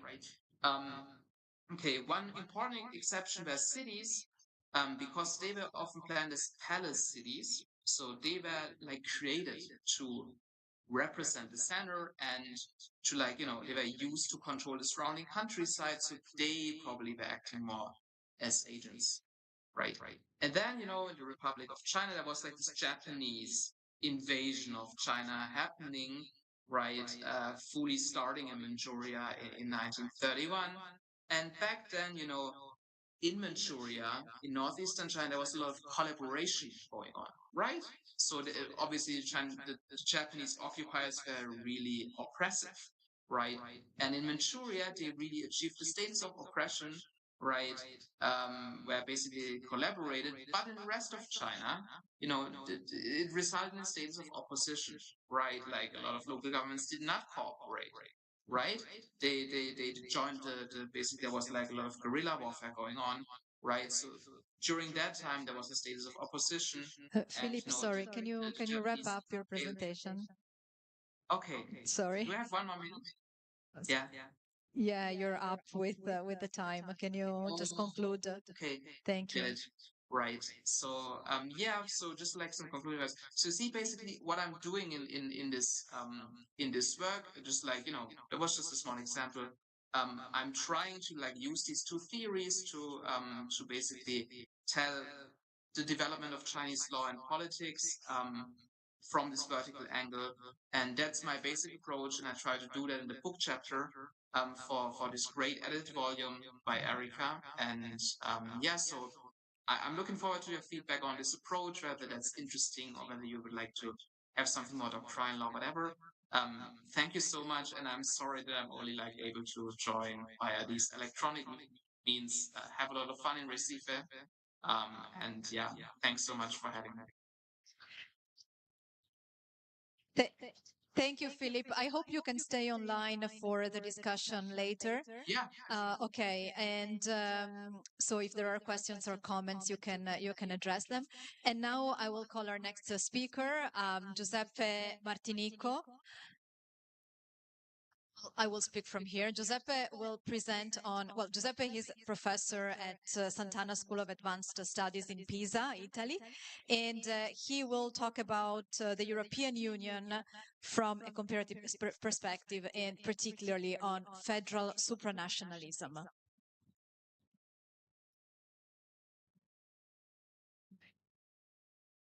Okay.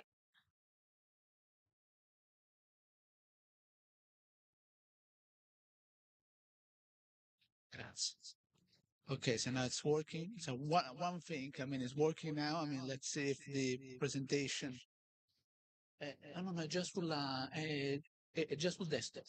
So can I? Sorry. All right, and this one. Maybe I should see this one. Yeah. This one. All right. So here we go. See? Okay. Okay. Can you see it? All right. So let me check if this works. No, the other one. No.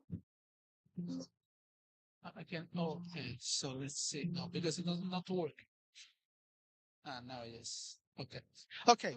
So thanks, Indeed. So now I have 8 minutes probably. No, you have 10 minutes.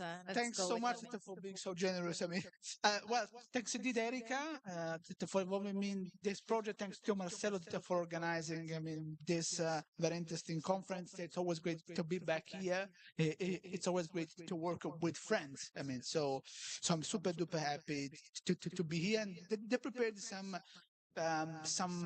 slides to facilitate my presentation. So basically, in my contribution, I try to explore the extensive literature on the alleged federal nature of the European Union. That's a very interdisciplinary debate, but I wanted to focus specifically on its legal dimension. And in particular, I look at the academic debates. So leaving aside, for instance, many other possible perspectives. And so I try to start the essay by framing the subject, also in light of the recent developments in the European integration process, so the response to the pandemic, and that was nice, or what is happening in the field of defense. So the importance of this debate on the federal nature of the European Union, originally I would say stemmed from the fact that the European communities at that time, now the European Union are seen as something different from the traditional international organization. So presenting it as a federal entity was a manner to explain its sui generis nature, especially in the US. And indeed, in this debate, I wanted to start from what some scholars, there were European scholars that have decided to move to the US. I mean, during the fascism and Nazism in Europe, they started to comment on the very first cases of the Court of Justice, writing articles in English for the American audience, and so they try to portray the European communities as a kind of federal entity, and that's where this debate started.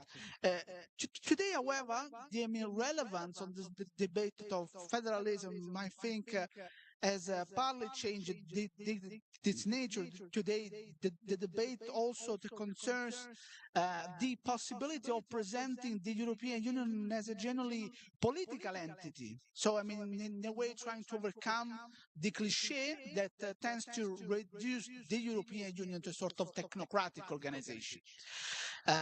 Okay, so the paper is divided into two parts, and in the first part, I tried to revisit. Thanks so much.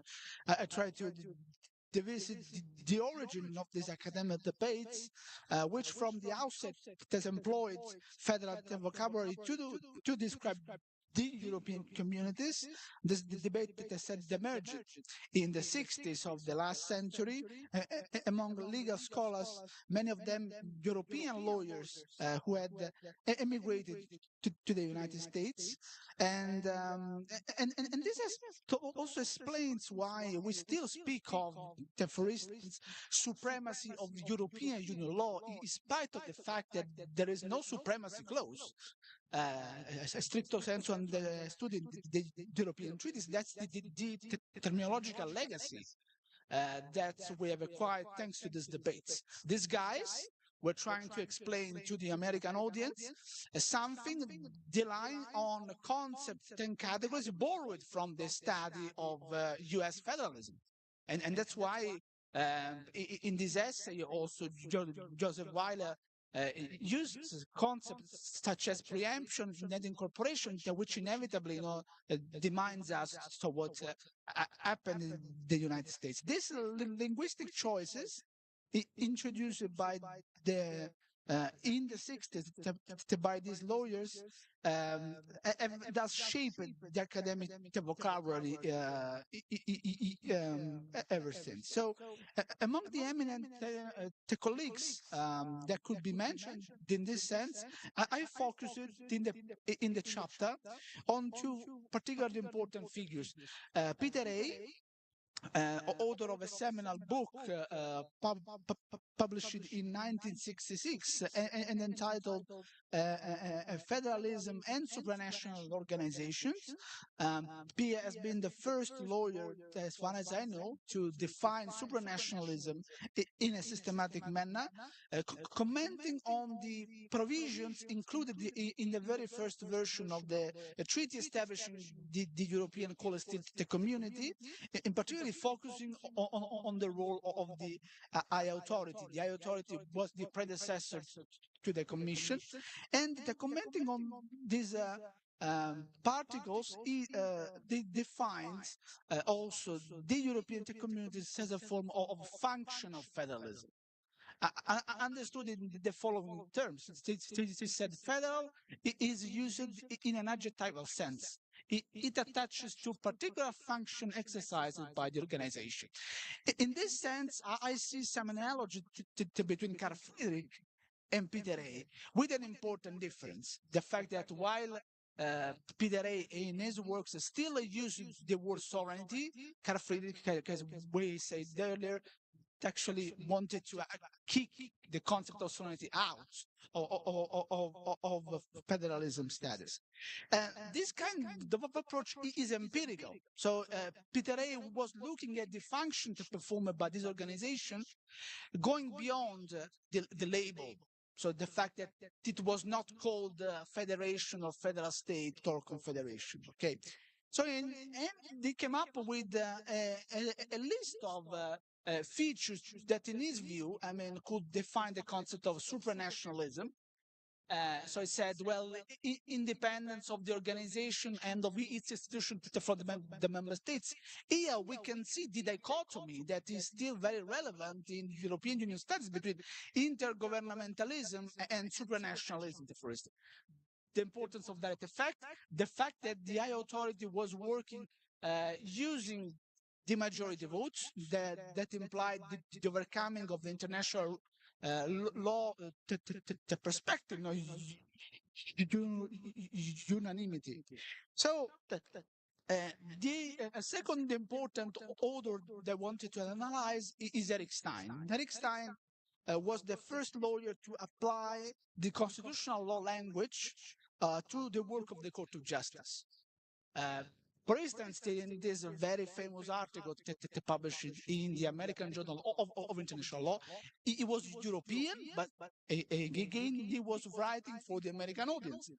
And it is said the Court of Justice has fashioned a constitutional framework for a federal type structure in Europe. And since then, the Court of Justice has been defined as the federator. I mean, there's a beautiful article by Star published in Publius. Now, this early debate is very relevant, very rich and insightful, but also to present some flaws, I would say. It's very ECJ-centric, so it focused very much on the role of judges, leaving aside, I would say, all the contribution coming from political actors. The I would say, primary point of comparison was that with the United States. So all the other federal systems were in a way neglected. And finally, this debate galvanized the importance of historical comparison. The European Union is frequently compared to the United States before the Civil War, because of the fact that we have this kind of limited scope of application of the Charter of Fundamental Rights of the EU, and this is very similar to what happened in the US before the entry into force of the 14th Amendment, and so on and so forth. Because of that, I wanted to go beyond these flaws, and in the second part of the paper, I look at what Donald Watts, wrote. So, trying to go beyond the possibility of finding a definition of what supranational federalism will be, and trying to endorse a posteriori approach, so looking at the ingredients that, according to Donald Watts, are present in any federal system, trying to see whether these ingredients are also present at supranational level. And I will say that almost all these elements are present at exponential level, with the exception of the financial element. So the fact that the European Union doesn't have a proper federal budget, it doesn't have an autonomous budget. I mean, the autonomous budget of the European Union is very limited. It really depends on the state contributions. And this, of course, affects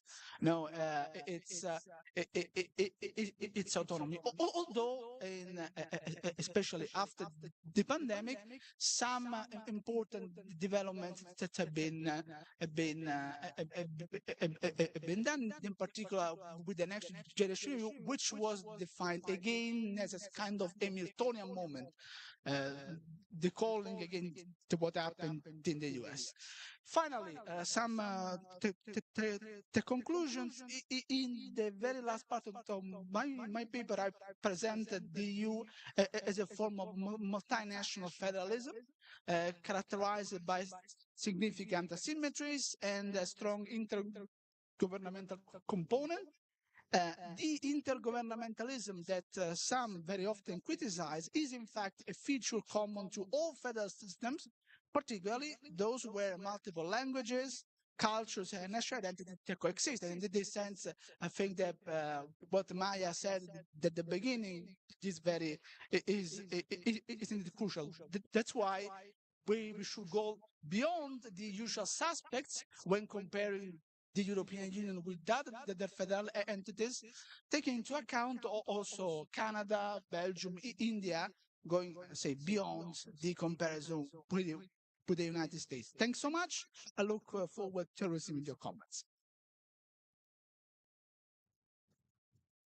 Thank you, Giuseppe. And now I call Giacomo Delle Donne, also affiliated with the Sant'Anna School of Advanced Studies in Pisa.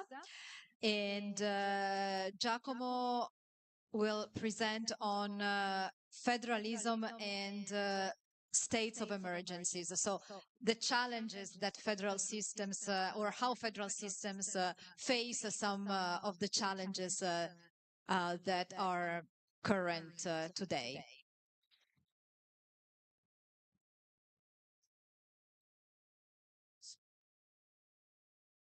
This one. Oh, no, it's the.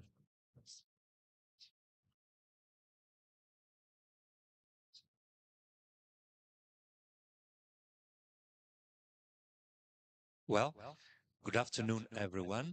And let me just thank two persons, Erika Arban, who is the main force behind this research, this book project of the Research Handbook on Comparative Federalism, and of course, my friend Marcelo Abanca Correa de Araujo for organizing once again this huge effort in research, discussion. So it's a pleasure to be with you in Recife this year again. I will try to summarize the main ideas in my chapter, which is still a work in progress, so I'm looking forward to your feedback. Basically, my chapter is focusing on two distinct perspectives on states of emergency and federalism, which also allow highlighting specific aspects of what we understand by federalism in constitutional law scholarship. The first point is how states of emergency affect the architecture and functioning of federal systems. So I'm interested first in the regulation of emergency powers and the way they affect the functioning and possibly also the survival, the essence of federalism. In this respect, I'm mostly interested in federalism in the classical liberal understanding. So federalism as a tool for the vertical separation of powers. Federalism also as a tool that is part of the project of constitutionalism as limiting political power. Thank you. My second goal is to focus on the performance of federalism when emergencies arise. So how does federalism, the constitutional regulation of federalism, perform under similar circumstances? I'm aware that these perspectives can be, let's say, can be a catalyst for different answers depending on your disciplinary viewpoint. There may be an approach, a specific approach, and a specific answers from scholars in political science and political economy. My own perspective is a constitutional law perspective, although I'm aware that I have to take into account also different approaches. So basically my answer will move from the distinctive perspective of constitutional law.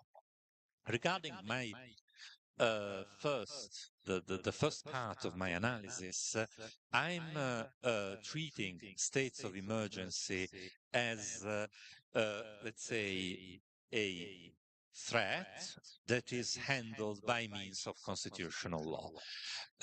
I'm not focusing on emergencies as something that lies outside the legal order, emergencies in Schmittian terms. Carl Schmitt will come back in a while, but I'm just focusing on states of emergencies as something that is regulated, that is within the limits of the legal order. Emergency powers are a derogation provided for by the legal order itself in order to cope with a major threat, an existential crisis.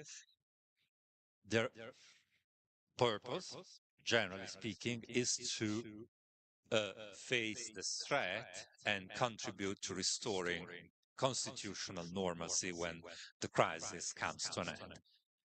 If emergency powers are triggered, this means that federal arrangements may suffer some, let's say, alteration. For instance, there might be a centralization of decision-making powers. This is the most typical example. I think a centralization of decision-making powers aimed to face the ongoing crisis. So, emergency powers, in my view, are basically a conservative part of the constitutional order, since they are supposed to restore, to contribute to the reemergence of the previous state of affairs. They are exposed, almost by definition, to the risk of abuse. And the risk of abuse and the possibility of opening up to further constitutional change. In federal orders, a typical example of a constitutional tool that is related to the handling of major crises is a number of procedures, tools that are regulated in many federal constitutions across the world, ranging from Latin America to Europe, Asia, India, for instance. Multiple definitions, multiple labels are possible. One of the most frequent is federal execution, federal coercion, federal intervention. Basically, they are supposed to empower the federal government to set aside totally or partially some aspect of the ordinary vertical, ordinary allocation of powers in a federal system to address an existential threat. The history of these procedures is quite long. It's, let's say, it coincides with the very history of federalism, and it is related, so how we address emergency powers in federal orders is pretty much related to how we address a number of theoretical questions about federalism itself. In this respect, my chapter has some common points with the one by Christian Altavija. So the existence of such powers also allows raising questions on the hierarchical or non-hierarchical structure of the federal order, the existence of some form of last resort supremacy of the federal government, or if a constitutional order rejects this kind of procedures and goes for different ways of addressing major crises, this may be related to the option for a non-hierarchical view of how federalism, what federalism is about, how federalism should work. It's a long history. Now I'm not focusing on all the steps in this evolution. It's also related to the different roles of political agencies like the head of state in the German case in the 1930s, and of course on the other side in stating that a crisis exists and this justifies the use of emergency powers. Now, in our current scenario, we are faced with quite detailed regulations of this form of extraordinary powers with both substantive and, above all, procedural safeguards. Here you have some examples. Some federal constitutions are particularly rich in provisions that regulate emergency powers in the federal order. For instance, the Indian constitution, also due to the difficult circumstances under which the Indian federal system was established. Right now, we may face, let's say, in spite of these detailed regulations, in spite of the existence of procedural safeguards, for instance, the involvement of the second chamber, the right of the involved territorial unit to be heard, we may notice that legitimacy issues may arise when such such constitutional clauses are activated. A good example is the resort to Article 155 of the Spanish Constitution during the, let's say, the separatist secessionist crisis in Catalonia in 2017, with a number of legitimacy issues related, for instance, to the weak position of the Spanish Senate. And in my view, in multinational holding together federal systems, this kind of constitutional tools reveal their, let's say, some of their inherent weaknesses and flaws. Regarding the second component of my analysis, I'm mostly focusing on a different kind of crisis from the one I'm most addressing in the first part. So not so much political turbulence, riots, etc., as health crisis, natural disasters, and so on. Here you have some examples. It's a quite polarized academic and political debate. And the idea that federalism is a factor of inefficiency is quite widespread, and it has some arguments on its side. What I try to argue is that we shouldn't confuse the constitutional regulation of federalism, the constitutional location of powers and responsibilities with, for instance, political polarization and the way it affects and possibly undermines the functioning of these very constitutional provisions. Basically, I'm relying on analysis like the ones that developed in the United States, for instance, the federalism of parties, not powers, as Epstein and Pills once noticed. And what I'm trying to argue is that we are faced in many systems, and comparative analysis on how the COVID-19 pandemic was dealt with point to this possible conclusion. We are faced with a paradox. So, of course, federalism is about the existence of several decision-making centers.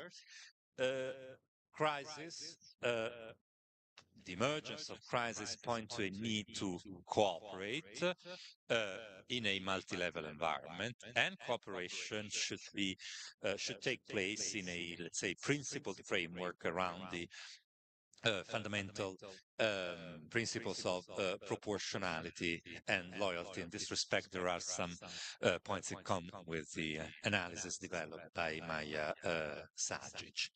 So federalism, of course, is there is an inherent risk of inefficiency, of cacophony in decision-making, but we notice that cooperation is an important component of federations, the way federations function, and we shouldn't underestimate the role, as constitutional law scholars, we shouldn't underestimate the role of federalism as a safeguard against lateral action, and So if cooperation function, we should value cooperation between different centers of powers rather than unilateral action. And thank you for your attention, and I'm looking forward to your questions and comments. Thank you.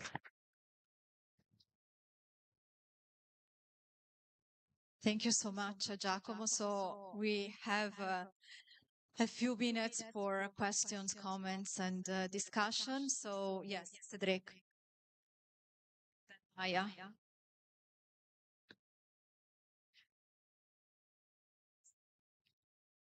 Thank you. First question for Giuseppe.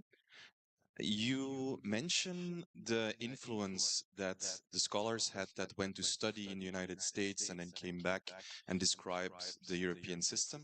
I was actually also wondering within your chapter, and do you also focus on the next step, like scholars that have studied in the United States and then also become judges in the European Court of Justice?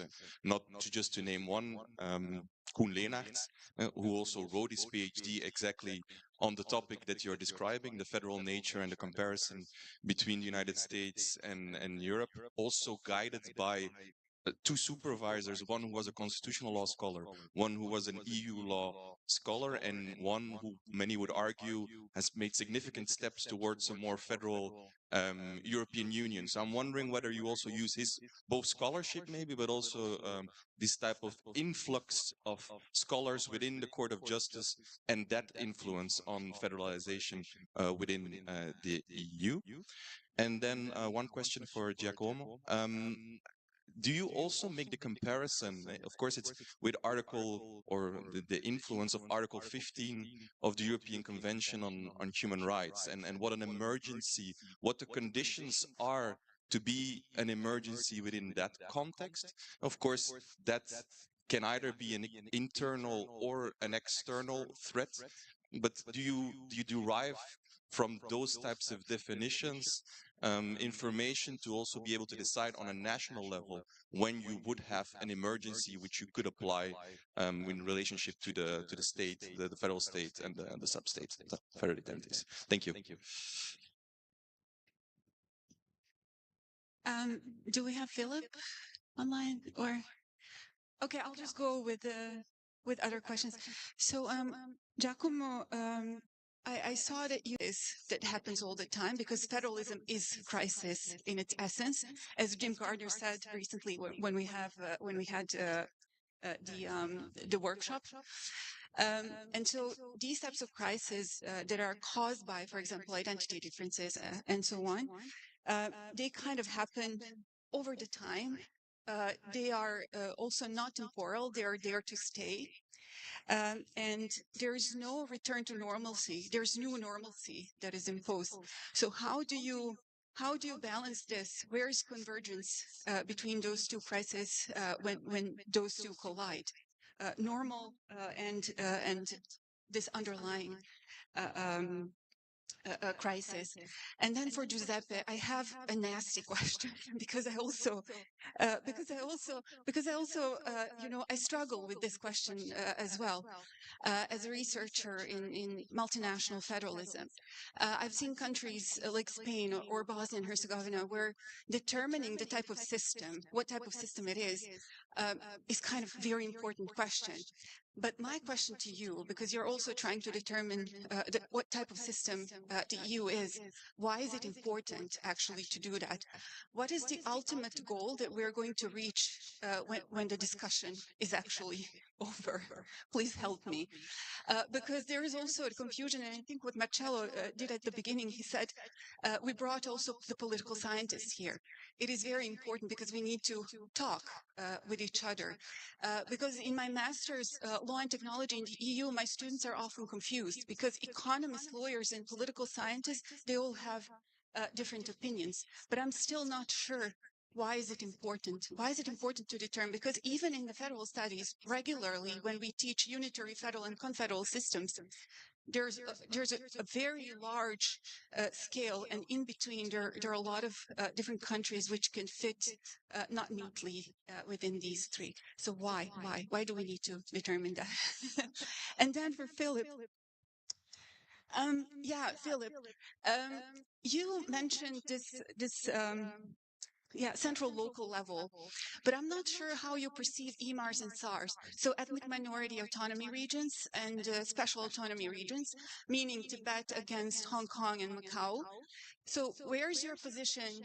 Where do you position these? How do you approach? Are those intermediary tiers of government for you, or do you consider them as local? How do they fit into your? Because to me, China is a system which is based on federal principles, even though many consider it as a very unitary system.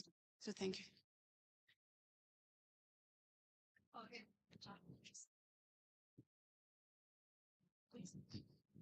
Yes, thank you so much for the very interesting lectures. And I only have, I would say, 2 questions for you, Giacomo, because yes, exactly.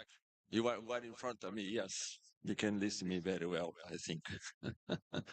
First of all, well, I would say it's intuitive that you should think that federalism and federations could be a way to protect against these unilateral decisions, especially in times when populist authoritarian leaders have been trying to encroach the autonomy of subnational entities. For example, in the case of Bolsonaro in Brazil, he tried to push back the prerogatives of states in order to deal with the pandemic, for example, or the case of Obrador in Mexico, and so on.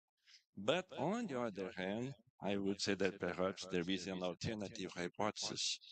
Exactly because federalism is based on the division of powers, sometimes it's difficult to coordinate, politically speaking, the constituent units to deal with one populist authoritarian leader. For example, in the case of Mexico, Obrador dismantled completely the decentralized health political public policy system. And why? Because the institutional design of the Mexican Federation concentrates a lot of power in the hands of the president, which is different from Brazil, for example. Perhaps not sure about what's going on with the Milei in Argentina, because also the president in Argentina has a lot of power. So I would say, first of all, my first comment, perhaps you should think in an alternative hypothesis when considering if, in fact, federalism can be a safeguard against this kind of democratic backsliding or something like that. My second question is, maybe we think that federalism has a lot of capacity to do it to face or to fight against this problem. And why? Again, perhaps we should consider other political institutions such as Supreme Courts. Not only federations, not only federalism, but also other institutions that can protect the safeguards. So I'd say that maybe we should consider other so-called intervenient political institutions in order to analyze if, in fact, federalism is possible to refrain or to protect the autonomy of the constituent units. And thirdly and finally, not sure if I understood correctly, the way how you use Latin American case when you discuss it, emergency powers, and why. Because in the Latin American cases, if I understood correctly, please, in fact, when we had this military cops or military regime, they destroyed any kind of possibility to control the central power over the constituent. So in this case, you are not talking about emergency power. You are talking about the completely dismantling of the institutional design. This is my few comments to you.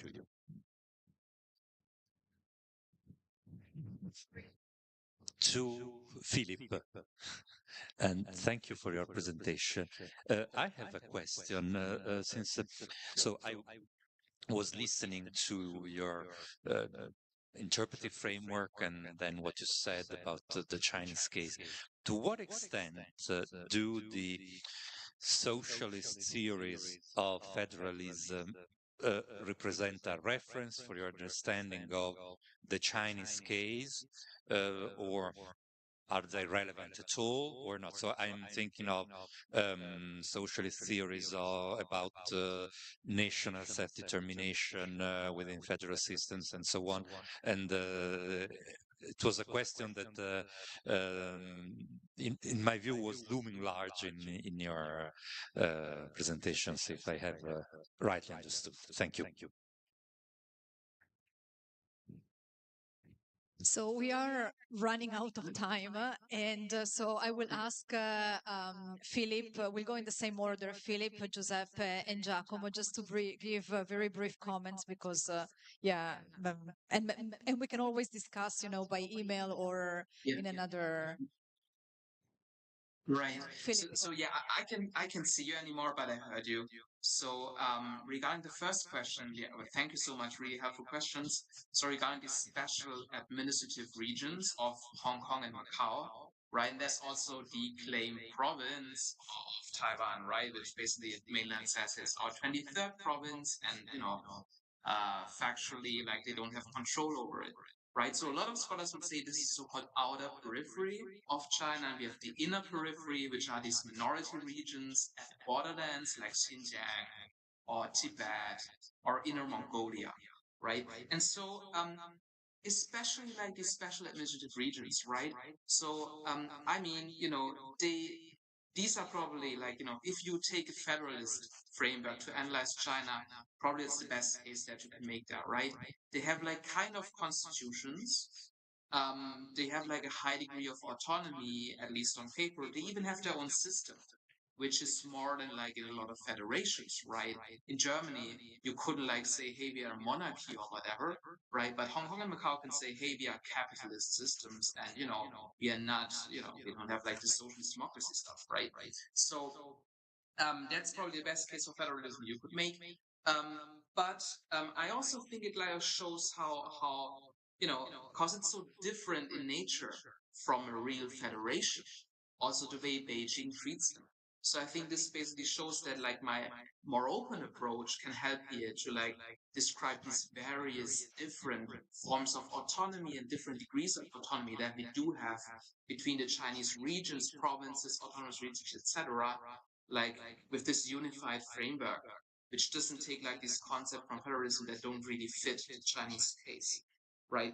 And regarding the second question, yeah, basically that's it, right? So it just doesn't fit. And what is kind of interesting, right? So I mean, we have like, we should separate maybe political claims, like political demands for federalism, which had existed in China, right? And analytical claims, right? These are two different ways, right? We could say, hey, they reject federalism, but if you look at it, it looks exactly like federalism, right? And we could describe it with analytical terms, right? But I'm making the case like in both areas, there is no federalism in China in a strict sense, right? So in these political demands, this is quite interesting. What is kind of a common pattern in China, before a new force comes into power, they often make promises to local levels and say, hey, we will give you federalism. Okay, so Sun Yat-sen at the end of the Chinese empire, where I just stopped of my presentation, right? So he basically said, hey, we want to found like a Chinese federation, if not even a confederation of different countries, right? And once he obtained power on the central level, he just forgot all those promises, and he never basically, stick to them, right? And the same with Mao Zedong, right? Mao Zedong wrote an essay in the 20s and said, hey, Hunan, my home now province, right? That should be an independent country. We should have like a China consisting of different independent countries. He also said, hey, we support the struggle of Taiwan for independence, right? And then once he got power in 49, broke all those promises, right? So that's kind of a very common trope in China. And nowadays, like political demands of federalism in China, it's only basically uttered by people who are exiled, right? People who want to overthrow the Communist Party in the end, right? So this is not a viable political claim, and it's also just not reflected at all in the legal order, right? There's no reference to federalism at all, even in relation to Hong Kong and Macau. And that's why I think it just doesn't fit, and we should acknowledge this reality. Thank you, Philip. Giuseppe, 1 minute. Because we're... So yes, I did. The problem also millennials was one of the very few in Europe to use the federal approach. Which I mean, why for many years, as Buder said, federalism was seen as an F word the European studies because comparing the European Union with something different, according to these scholars, would mean in a way losing its strangeness nature. But of course, when these guys, I mean, become judges, they rarely, I would say, transfer the federal terminology, of course, because they serve the European Union in a different capacity. Partially different is instead the case of scholars that then become advocate general, because when they are advocate general, they can use the comparative law arguments in a more specific manner. So yes, I did, but thanks for asking this question. Second element, that I think that, well, it very much depends on the single goal order. I mean, I took into account in the paper. The first time it was a manner to explain the particular nature of the European communities. For other scholars, it was a manner to constitutionalize the EU, to say it's a constitutional space, so the constitutional categories should apply. The rule of law, the democratic principle. So it was also federalism was a normative model. Okay. Nowadays, I think that it's a manner to debunk the cliché according to which the EU is a factor of depoliticization. Actually, if you frame the European Union in a federal manner, you can find many arguments to debunk many of the arguments used by sovereignties. I mean, for instance, the most thesis, the most thesis was not created by Dieter Green, but by John Cahoon. So if you look at comparative law, you find arguments to actually explain why the EU is a political entity, why it gives an added value to the democratic, it's a, I mean, systems existing at national level. Thank you. Giacomo. Thank you.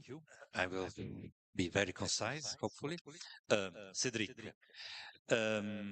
yes, this is part of the picture.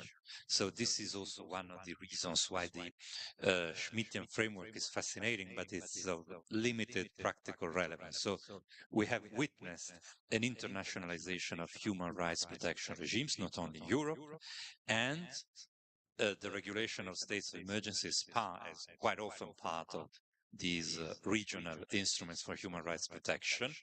The European case is interesting because the Strasbourg court has explicitly recognized that it has the power to check whether or not the conditions to activate the emergency powers under Article 15 existed or not. And the approach of the court is generally very cautious, but in principles it can. So this is part of the picture. So the attempt to tame, let's say, the disruptive potential of emergency powers.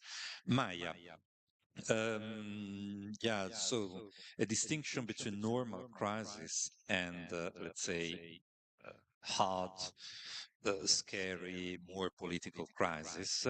I think that something else might be added. For instance, when it comes to normal crisis, we used to think of this kind of events as more localized, etc. While I think there is also a trend to, let's say, a wider impact, a wider scope, etc. So this is the first point. Regarding endless crisis that lasts over time and may lead to the emergence of a new normalcy. In the chapter, I suggest that we should focus on institutional design. This is also part of the answer to Eduardo. For instance, the role of courts. So which role for courts? Second chambers have many flaws, so we should, let's say, think of something more, possibly. So when it comes to fora, permanent fora for cooperation, etc. So I think that some forms of participation. So this is not something I have started exploring, but so I think that we should think of federal institutional design also with, let's say, the need for some innovation. Eduardo, here I will be very concise. So I haven't addressed the issue of federalism and authoritarianism, which is quite controversial also because some authors suggest that, let's say, there is no incompatibility as such between federalism and the existence of, let's say, authoritarian spot. So it's quite controversial. I agree on the difficulty of coordination. So when we describe resistance, quite often it's spontaneous, not so much disciplined, not so much well organized. So it also depends on the relative strength of the regional governments that take the lead in this forms of resistance. And so, for instance, the province of Buenos Aires is not the same thing as other provinces in Argentina. So then you raised the point about the possible roles of other institutions. So basically, I agree. Here again, we may need a combined view of how these institutions are regulated. For instance, is the judicial system very centralized? Is there a possibility, let's say, a quite easy path for the central government to take control of the Supreme Court, or that should the other constituent units be involved to some extent? So I think that basically I agree with your point that it isn't just about federalism, but let's say if we focus on the whole constitutional architecture, we may we may find a number of points of junction between them. And regarding your final question about military coups, well, this is also another point. So institutional design, which I have mentioned in replying to Maja, of course may play a role, but it isn't exempt for the risk of failure. So we may discuss tools, constitutional tools that may reduce the risk of, let's say, the dissolution of constitutional order, but this is not a, let's say, 100, let's say, these are not strategies with a 100% possibility of success. And let's say the dismantling of the constitutional order is a possibility that can be reduced, can be fought, but never completely disappears from the scene. So this, I don't know if I have answered your points, but we may continue around the beer. Thank you. Thank you very much. I apologize for going over the time limit. So I would like to thank all the speakers and the discussants and the questions that were asked and the comments. And yeah, thank you very much again to Marcelo and to the organizers of this workshop for the opportunity to be here. Thank you. And yeah, I forgot, we now have a coffee break. So. Thank you very much, Erika. Just a little advice.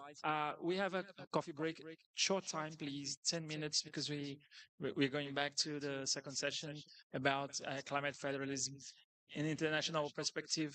And I wanted to say to you all that me and also Professor Fernandes Carbosa and also Professor Eduardo Green, we also in this book project. But regarding the program, we thought that our contribution will be better in the third session tomorrow, because it's more about the subnational constitution that Luis Fernando is going to talk about, the block of constitutionality, and also Professor Eduardo Green is going to talk about climate federalism in Brazil and cooperation, and that's it. So in the first session, we had the first this discussion about the book chapters, but there are missing 3 that we're going to talk with you tomorrow. Thank you very much, all. Thank you very much. 10 minutes, 10 minutos no máximo, de 10 minutos. Podia ter falado em português.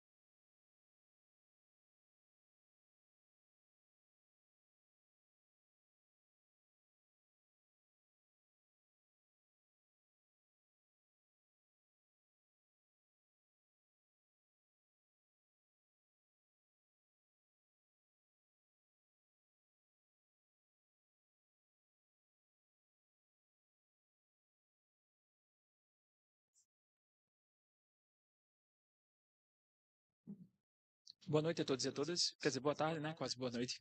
Vamos começar. Vamos começar agora. Não, já é boa noite, né? 18h07.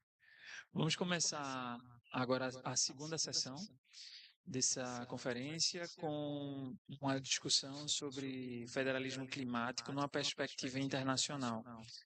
Primeiramente com a apresentação de Piera Vipiana e Matteo Timo, da Universidade de Gênova, que irão falar sobre Climate Change, Risk Management and Climate Federalism in Italy. Uma discussão sobre a experiência italiana. Buonasera ou buonanotte, Matteo, professor Matteo? Buonanotte? Que horas são in Itália? Tarde. Matteo. Sì, buonanotte, direi buonanotte. Okay. So let's begin with Piera. Myself. We try to. Cadê o...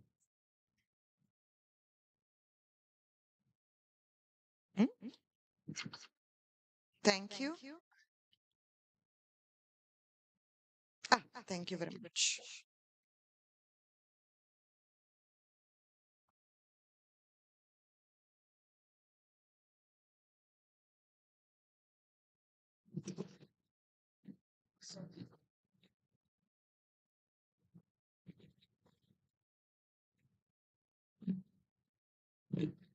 Okay. Means, no, I take by hand.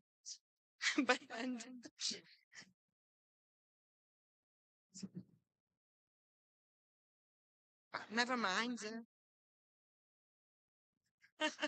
This is a little bit tricky, no?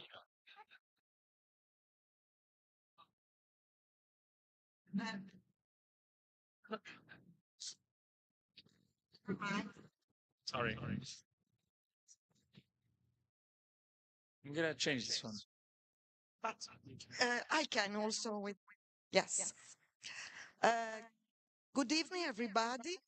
Muy obrigada à Universidade Católica de Pernambuco, em particular ao Marcelo, por esta oportunidade de participar de uma conferência tão importante.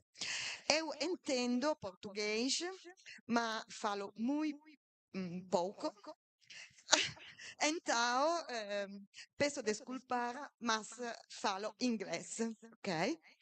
And the topics of my report are three: climate crisis and connected risks, then management of risk through administrative activities, and then organization of civil protection in Italy as a multi-level system.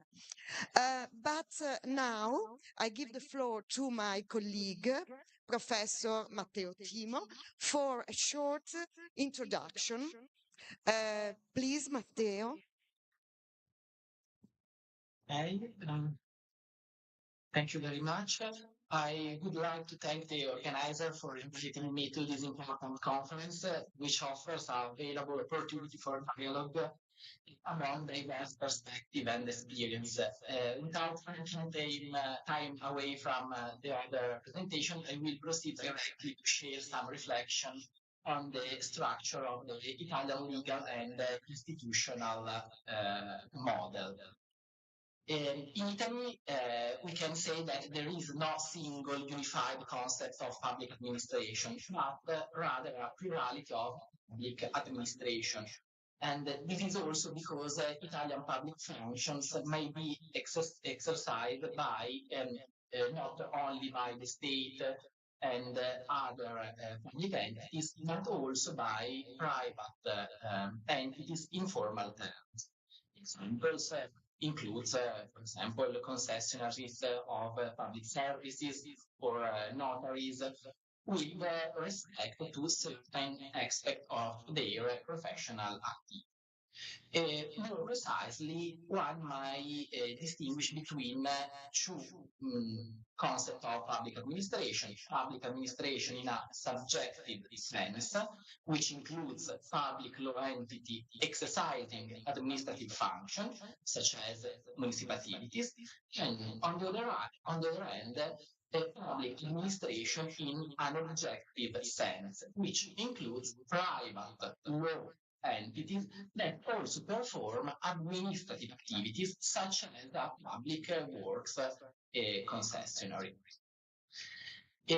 More specifically, from a broad or so-called macro perspective, the Italian organizational models found in administrative Italian law can be classified into four main categories. Public entities such as municipality, state, regions, and so on, presidency of the Council of Ministry and ministries, independent administrative authorities, public bodies in private law form. As I said, the range of our organizational model in public administration is diverse and has expanded over time, due both on one hand to the identification of new structural forms and on another hand to the frequent blending of public entities with private sector models. And among the various approaches to analyzing these organizational forms, one in particular, or better, one particularly significant criterion is the nature of the relationships with the state. So the relationships between different kind of public entities and the states could be a criterion to classify the entities in the model. From this perspective, at least three main organizational models can be identified. On one hand, one must begin with the state itself. Within it, alongside the central, there are peripheral branches of the central administration structured according to a model known as organic decentralization, or better known Napoleonic model. The second one is the real organizational model referred as authoritative polycentrism. And in this case, structures exist with are parallel to the state or to another public entity, and they remain functionally subordinate to them, so subordinated to the state. The third perspective concerns the domain of autonomy, and this refers to the affirmation of institutional and autonomous pluralism, which reflects the political administrative independence of entities that has been freed from subordination to the state by the Republican Constitution. So according to our Republic Constitution, some administration, some entities could be characterized by autonomy to the state. Sorry. Okay. If more broadly, by implementing the principle of autonomy by Article 5 of the Constitution, the Italian Constitution regulates the territorial organization of the Republic in a specific title of the Constitution. It is Title V of the Second Republic of the Constitution, which was significantly amended by two constitutional laws, Constitutional Law number 1 of 1999 and Constitutional Law number 3 of 2001.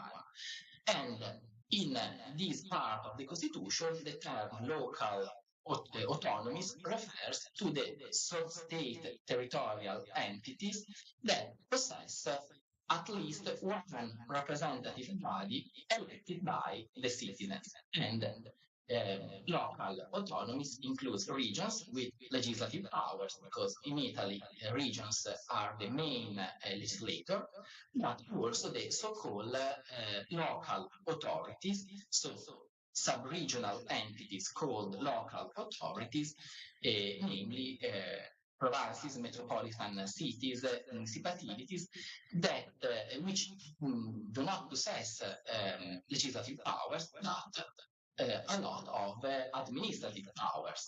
For example, municipalities are the main administrative body in Italy. According to that system, we can say that the Italian Republic is not a federal state, but a multi-level system according to the model. The regional state model is a kind of composite state, but it is distinct from the federal states. And according to this model, the state is divided in different regions.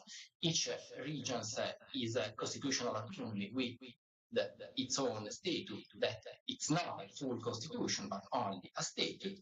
Regions possess legislative and administrative powers, and they has got limited participation in state function and constitutional revision. There is also a National Constitutional Court that is in charge to resolve the conflicts between state and region. And at the state level, there isn't a second chamber for regional representation.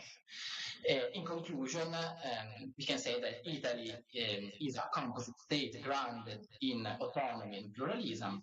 Region plays a central role in governance, such as Professor Viviana is going to say about the civil protection system, in which regions play an important role.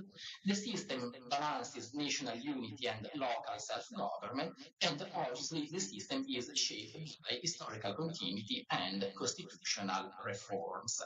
So thank you very much, and I give the floor to Professor Viviana. Thank you very much to Matteo Timo about this introduction, and that let's go on with the topic. As you know, there is a connection between climate changes and increasing weather and climate extreme events like storms, floods, landslide, drought, and so on, like the flood of Valencia, that was about which Giacomo Delle Donne has spoken.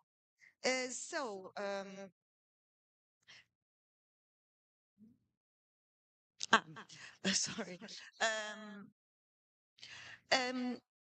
We can speak about the 2023 synthesis report of IPCC, which is the United Nations body for assessing the science related to climate change. And so this important report, in this important report, we can read that about 3.3 to 3.6 billion people live in contexts that are highly vulnerable to climate change. So increasing weather and climate extreme events have exposed millions of people to acute food insecurity. Between 2010 and 2020, human mortality from floods, droughts, and storms was 15 times higher in highly vulnerable regions compared to regions with low vulnerability. This is the report, the most important thing, I think, that we can read in this report.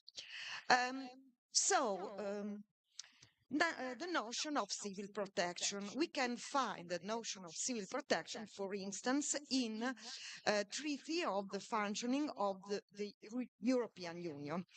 So, according to Article 196, we can say that civil protection is a term used to describe systems for preventing and protecting against natural or man-made disasters and also natural or man-made risks. With the notion of risk, 2 words about this. The concept of risk is the product of 3 terms: hazard, vulnerability, and exposition. Hazard is the probability of occurrence of the event, and vulnerability is the degree of propensity for damage of a structure of an infrastructure following the event. Exposition is the number of a person or things or goods, also historic and cultural heritage, which can be damaged by the event.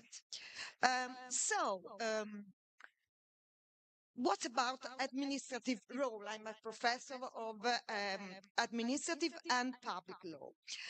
Civil protection is one of the most important administrative functions, we can say.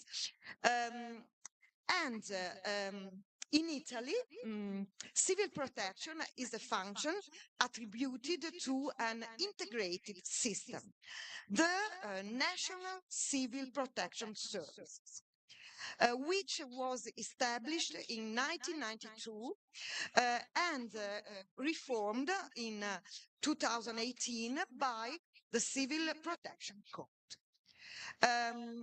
This code provides for implementing all activities to protect lives, property, settlement, animals, and the environment from disasters.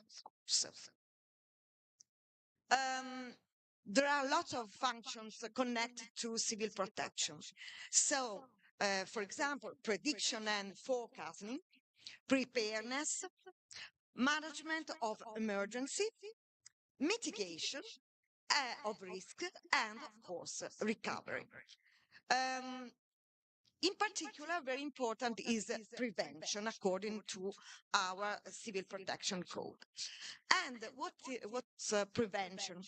Prevention is the sum, you can say, of all activities aiming at avoiding or reducing possible damage in the event of a disaster. So lots of activities, alerting, planning, training of service operators, and information to population, of course, and promotion, organization of exercises at every territorial level. In the field of civil protection, we must move from the culture of emergency, so only afford the emergency when they are, and to the culture of risk, so to prevent emergency. No? Above all, manage risk with plans. So it's very important, plans.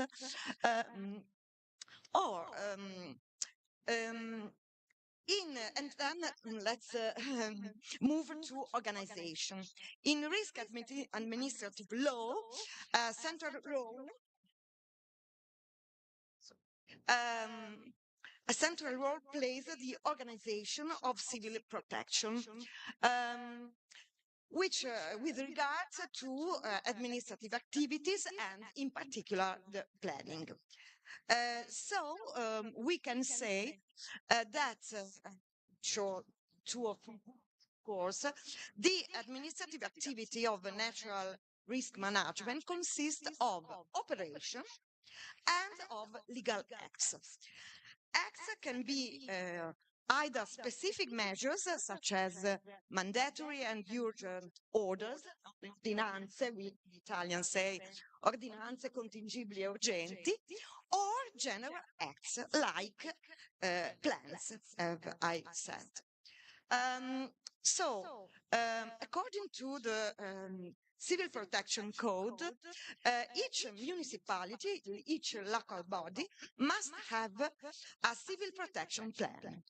The plan shall be specific in relation of the characteristics of the territory, so no copy, no, it's not correct to copy the plan of another local body, and the plan shall be updated. It's very important, and our Civil Protection Code wants that plans shall be updated. All levels of government are part of the National Civil Protection Service.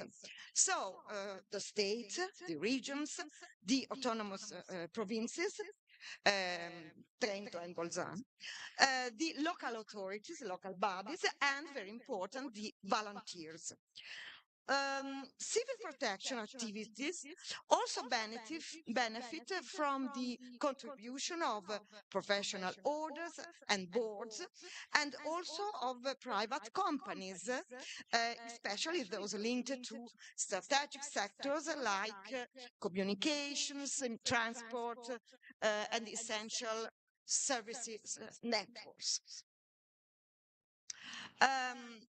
So we can say, as my colleague Matteo Timo has already said, that Italian system of civil protection is a multi-level system in which a very important role is assigned to local bodies. In fact, why local bodies are important? Because local bodies are entities more close to citizens, of course, are entities that know better their territories and the risks in their territories, and local bodies have the power of manage the territories. Obviously, fundamental are in this multi-level system. On one, the correct allocation of skill and of responsibilities in abstract, and then the correct observance of this allocation. Second, the coordination between the actors responsible. Third, the circulation of information between the concerned subjects. And I think, first of all, it's necessary that the civil protection function, which must be carried, as we have said, must be carried out primarily at municipal level, local bodies level. It's necessary that civil protection function is assigned in a municipality, in a local body, taken account the sensitivity of this function. So this is the ideal solution, no? A sensitive and complex function like civil protection not only must be present at a local level, but must be assigned to a sufficient number of civil servants, and with a sufficient amount of money to fulfill their functions. This is the ideal solution of the organization of civil protection, especially at the local body level. And And then we have the reality. The reality is quite different, of course. So, in fact, in small and medium local bodies, the civil protection function is assigned to only one public servant, who has lots of other functions. Officials are too few and overburdened with other tasks. So it may be difficult for a local body, in particular, to update the civil protection plan. So, in particular, I'm speaking about this topic. We have said that the civil protection plan must exist, must be specific, and must be updated. But if in a small local body, for instance, 100 inhabitants, as you know, in Italy we have huge local bodies like Milan, but also a little village with 150 inhabitants. So it's very difficult for a local body, in this case, to update the civil protection plan. And so, which is the solution? When a local body doesn't update, in particular, the civil protection plan, what is the solution? In a lot of cases, no solution. In some cases, of course, I don't read the disposition, it's too long. According to a recent law of 2023, the solution is the substitution,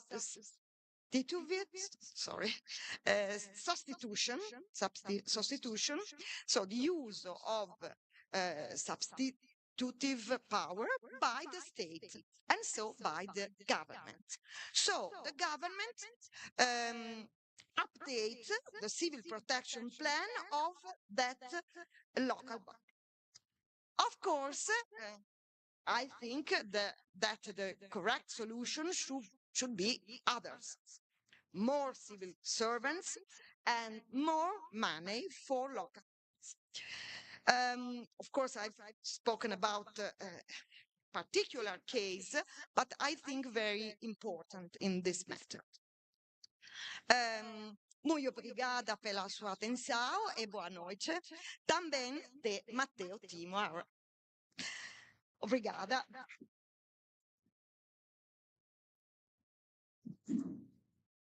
Thank you very much.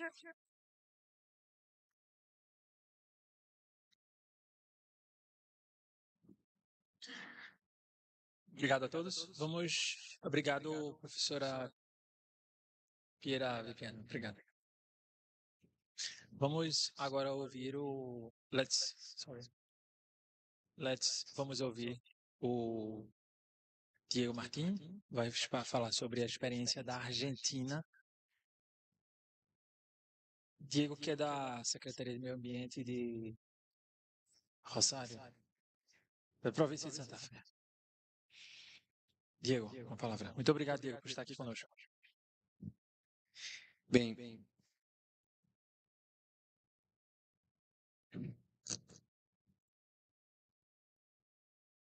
Okay, so I wonder, thank you so much, Marcelo, and all the organization for the invitation first. I wonder, Susana, if I can speak in Spanish. Is there a problem with that? Or in English? No, no problem. So, voy a hacer mi presentación en español, hablando despacio, y creo que todos me van a entender mejor que si la hago en inglés, ¿sí? Bueno, so you don't have the translation? Yeah? En primer lugar, plantear que esta es la presentación de un caso puntual de un proyecto que se está llevando adelante en la provincia de Santa Fe, que es uno de los gobiernos regionales de Argentina. no es un trabajo de investigación, ¿sí? Es una política que está implementándose. Ahí está. En segundo lugar, antes de avanzar con la descripción del proyecto y de plantearles por qué me parece interesante compartirlo aquí con ustedes, quisiera darles un poco el contexto jurídico institucional, pero también político que tiene lugar hoy en Argentina, ¿sí? Entonces, como ustedes seguramente saben, y Cristian me puede corregir, Argentina es un país federal en cuya reforma constitucional de 1994, en el artículo 124, otorga a las provincias el dominio o la explotación, ¿sí?, de los recursos naturales. Y por otro lado, autoriza el establecimiento de vínculos internacionales siempre que no comprometan la orientación general de la política exterior del país y tampoco comprometan el Tesoro Nacional, ¿sí? Eso por un lado. Y por otro lado, en términos ambientales, que es la materia que me interesa compartir con ustedes hoy, si bien descentraliza la explotación de los recursos naturales, desde el Congreso Nacional se van sancionando leyes que se denominan de presupuestos mínimos, es decir, estándares mínimos de protección ambiental que se tienen que respetar en todo el territorio nacional. Algunos ejemplos de estas leyes tienen que ver con la Ley General del Ambiente, la Ley de Protección de Bosques Nativos o, más recientemente, la Ley de Adaptación y Mitigación frente al Cambio Climático Global, ¿sí?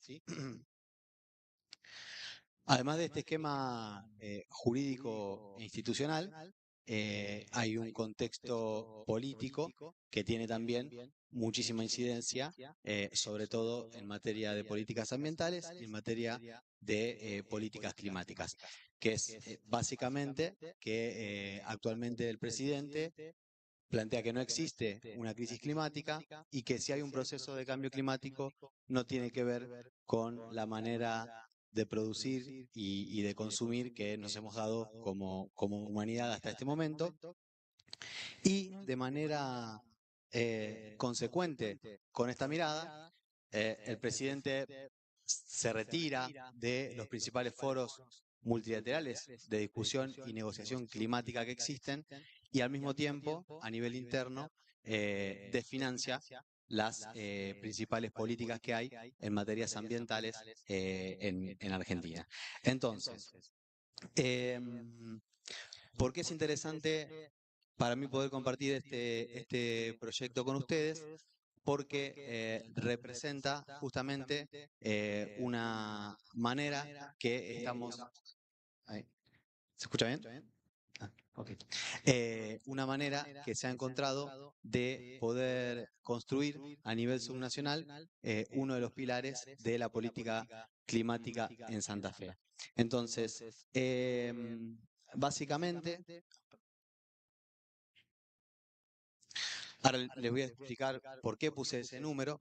Es un préstamo que la provincia toma de la Agencia Francesa para el Desarrollo.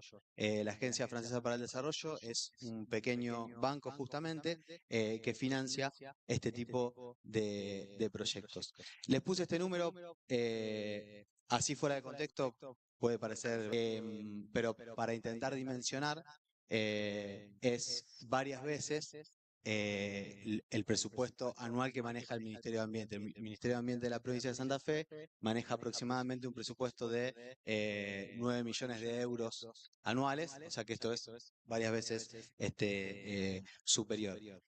Y también porque resulta interesante compartirlo con ustedes, porque en términos de endeudamiento como ente subnacional representa una innovación, ya que se hizo Recordaban que les mencionaba el artículo 124 de la Constitución Nacional, sin la garantía soberana que se piden para todos estos tipos de préstamos. Es decir, la provincia de Santa Fe logró obtener este financiamiento solamente con la firma de lo que se denomina la no objeción por parte del Estado Nacional, pero es decir, este préstamo no lo garantiza el Estado de la Nación Argentina, sino que lo garantiza la provincia de Santa Fe con su propio tesoro, ¿sí? Entonces, básicamente es un proyecto que tiene 4 componentes, ¿sí? El primero, que es el que tiene más centralidad, justamente, que tiene que ver con la restauración y la puesta en valor de las áreas naturales de la provincia, incluidos los 3 sitios Ramsar, que son los humedales de importancia a nivel internacional que hay en la provincia. Un componente de fortalecimiento de capacidades y seguimiento ecológico a través de la puesta en valor de este centro de rescate que se encuentra en la ciudad capital, en la provincia de Santa Fe. Y este componente 3 que es interesante porque tiene que ver con la investigación, el desarrollo tecnológico y educativo a través de la creación de centros de innovación climática, que eso se hace en articulación con los gobiernos locales, ¿sí? Bueno, y el componente 4 que es interesante también en términos de proyecto porque es un componente que permite financiar mucho o gran parte del diseño de los otros 3 componentes, ¿sí? Esto para tener una dimensión de las intervenciones en todas las áreas, o en muchas, perdón, de las áreas naturales de la provincia. Como verán, la provincia tiene una extensión de, por ejemplo, el frente costero de cerca de 850 kilómetros. Entonces, sin el acceso, por ejemplo, a este tipo de financiamiento y con el desfinanciamiento por parte de los fondos nacionales, sería imposible pensar en el desarrollo de un proyecto de estas características. Bueno, entonces, esto lo voy a pasar rápido para que vean qué se incluye en alguno de estos. Bueno, justamente busca poner en valor esas áreas naturales protegidas, además de protegerlas, fomentando, por ejemplo, el desarrollo del ecoturismo, las soluciones basadas en la naturaleza, la investigación y también la educación ambiental en esas áreas. Esto lo voy a pasar rápido porque es básicamente la puesta en valor de este centro de rescate en la ciudad de Santa Fe, que tiene también todas estas actividades y desarrollo de ítems previstos. Muchas de estas cuestiones están de hecho en ejecución. Y quiero llegar... bueno, parte de esto se va a inaugurar próximamente en el mes de octubre. Y este componente 3, que es particularmente interesante, porque justamente lo que se garantiza es que entre el componente 1, que busca poner en valor y proteger las áreas naturales de la provincia, y el componente 3, que es el que busca desarrollar los centros de innovación climática y educación ambiental, se garantiza que haya una de estas 2 intervenciones en los 19 departamentos que componen la provincia de Santa Fe, ¿sí? Entonces es también una articulación multinivel con los municipios en la construcción de la política climática.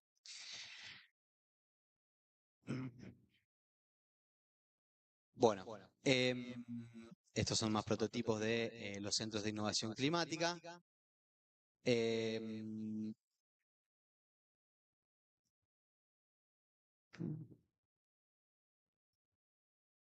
Bueno, para las conclusiones que me interesa compartir con ustedes y el motivo por qué presentamos este proyecto aquí. En primer lugar, como les dije, frente al contexto, frente a un diseño jurídico institucional federal y un contexto político que desconoce esas obligaciones respecto a distintas políticas en términos ambientales y en términos climáticos, bueno, el instrumento de la cooperación internacional y del financiamiento como una salida que ha encontrado la provincia de Santa Fe para desarrollar uno de los pilares en materia de construcción de su política climática, en este caso basado en la protección de la biodiversidad existente en la provincia. En segundo lugar, lo que les comentaba anteriormente, que tiene que ver con esta innovación en el sentido que es un financiamiento que no necesita garantía soberana, que al menos del conocimiento que tenemos nosotros y también de la propia AFD, es la primera vez que se da, por lo menos en la región, ¿sí?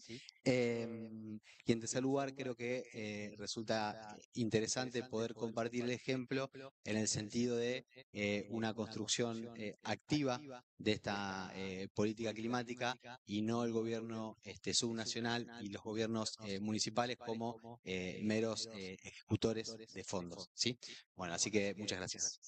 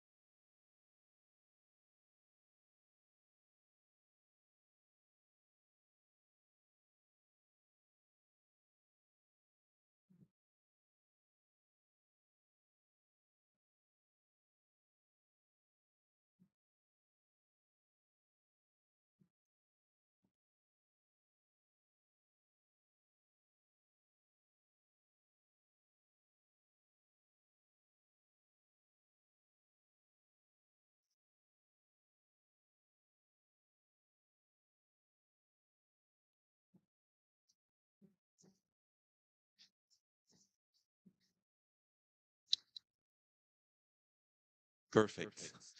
Thank you. Well, the final presentation of the day is on federalism and the Belgian climate case, wedged between self-rule and shared rule.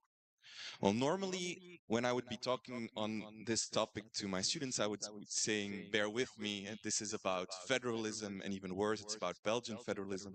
But we're here in a conference with the topic of federalism, so that's kind of implied, but I can still say bear with me because it's the very last presentation of the day. So what will we be seeing today? First, a short introduction. I will also have to explain something about Belgian federalism, but don't worry, we will quickly move on to Belgian federal climate governance and also climate governance as a whole, and then to the so-called Belgian climate case and its impact on the whole notion of how federal states can deal with climate change. And we end with a conclusion.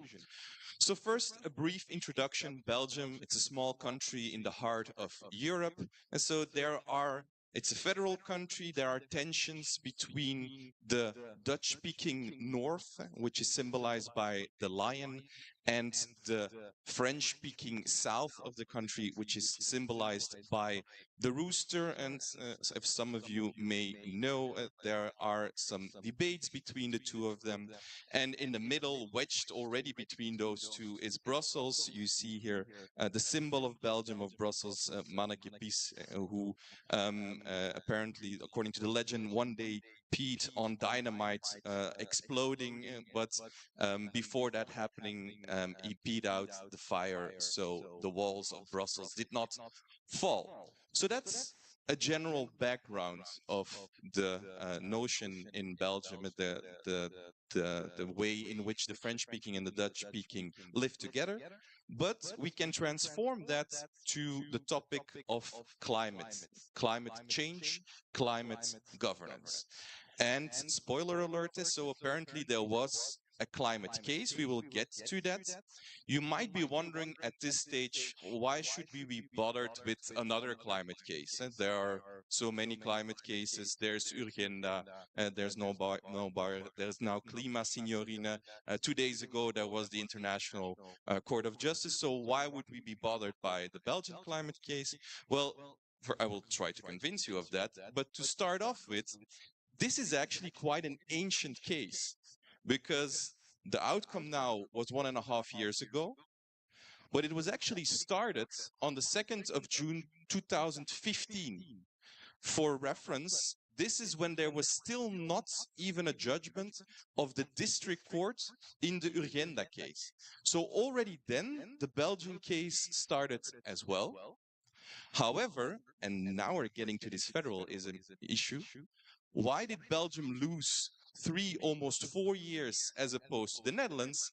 Because the first 4 years of the case was a debate on in which language are we going to hold this case. Are we going to do it in Dutch, or are we going to do it in French? That case went all the way up to the Court of Cassation, to the Supreme Court, to finally decide, well, in this case, we're going to do it in French. And so just there's already a federalism issue going on here. What do you need to know about Belgian federalism before we continue? And I see that the layout has changed here a little bit in the PowerPoint presentation. Belgium is a federalism, but it's a centrifugal federalism. So it used to be a unitary state, but in the 1970s, they decided to start granting some powers to subnational entities. It's a bipolar federal state, so it's mainly, there is also a small German-speaking community, but it's mainly between the French-speaking and the Dutch-speaking. So you have tensions between two large groups within society. More unique is the idea that there are two types of states. So there's not just the state, but we have two types of states. The communities that were founded in order to protect powers on identity, culture, education. And that was an ask from the Dutch speakers in Belgium. And we also have the regions, which is a state, the type of state that has more economic types of powers. And just to show, so they overlap. There are two types of states, but they're not neatly like in Brazil, like in the United States. They're all separate. No, they can overlap these types of regions and communities within Belgium. There are exclusive competences. So there's no hierarchy between laws that are made by the federal level or by the community level or by the regional level. You first decide who is competent, and then their rules are on the same level. And there's the verticality principle. So there's no executive federalism. Every type of sub-state has their own legislature, their own executive, so they exercise. So that's a very brief overview of Belgian federalism. So let's apply this to climate change and climate governance. Because of course, as we all know, climate change does not stop at national borders. So for sure it will not stop at borders of states within such a small nation state such as Belgium. So you have these three levels, and all of them can have competences in the larger field of climate change. So the most obvious one, in a way, would be then the regional competences. I mentioned that they have powers in the large economic fields. So the power of environment, water, spatial planning, those are regional powers. So clearly we can connect that to climate change. But there's also the federal level. And the federal level has powers on energy policy, has powers on international coordination, which is useful, of course, with climate change, and can give climate incentives to the sub-states in order to improve their targets. And even the communities could have something to say about climate change, because if you're competent for education, if you're going to introduce a course, a mandatory course, for example, on climate change, and that's also a power of the communities. But the communities are not really core here. And it's actually mainly the regional competence and the federal competence. They can overlap. So if you're going to make a climate strategy, or you're going to try to meet climate targets, all of these entities have to cooperate. And how does that happen? Well, by cooperation agreements. And cooperation agreements are a bit like treaties, but treaties within a state. And then deciding we're going to try to meet these targets by this way. You can see this is not very efficient or easy, and that's also the reason why Belgium was not meeting their climate targets. And that's why almost 60,000 Belgian natural persons and an NGO started in 2015 this case against Belgium in order to reduce CO2 emissions. And the Brussels Court of Appeal followed this claim and ordered the Belgian government to reduce their emissions by 55% versus the level of 1990. So it was a specific order for the Belgian federal state and sub-state, we will get to that later, to reduce, even with the possibility to apply a penalty payment, so that the state had to pay if it wouldn't meet those targets. It has to meet the targets by 2030. So there are various angles possible in this case. You can approach this from the human rights angle. Wow, 60,000 natural persons, can they all have standing here? Rights to privacy, right to life. You can look at it from the institutional perspective. Separation of powers. Is the judge to impose this on legislature, on the executive? You can look at this from an EU law perspective. Shouldn't there be an EU approach about this? Is this something that a national court can do without interacting with the European Union? But you can also look at this from the federal perspective, and that's what we're going to do now in the finalization of the presentation. So to see the degree in which self-rule correlates with shared rule when you're going to make a judgment in a federal state on climate targets. So that's what we're going to focus on. If you're interested in the other angles as well, so I wrote an article about this topic at the end of last year in the Maastricht Journal of European and Comparative Law, where not only the federal angle is touched on, but also the three other ones. So what is so important from the federalism point of view? It's that, what did the Belgian Court of Appeal say? Well, yes, Belgium is responsible, and it needs to reduce these targets by 2030, but one gets a get out of jail free cards in a way. Wallonia, the French-speaking region, they're fine. They're okay. They did nothing wrong. Why? Well, their emissions are not that high. That also has an economic reason why they're not producing so much, but so that's why. And they have shown in the past more initiative, they have the clearer plan, and also for the future, they have clearer plans on what they want to do. So Wallonia, you're fine. There's no issue there.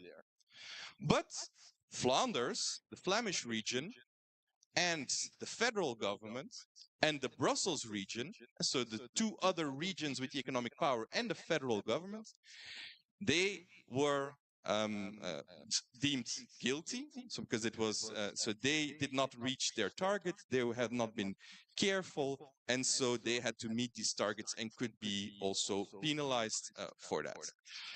So in a way, and that's one of the main, so the one, of course, the Walloon region, that focuses on the self-rule, and you're going to look at how does each state comply with the rules. Well, apparently Wallonia did well and the rest did not. The Flemish regions, the Brussels region, and the federal level did not do well.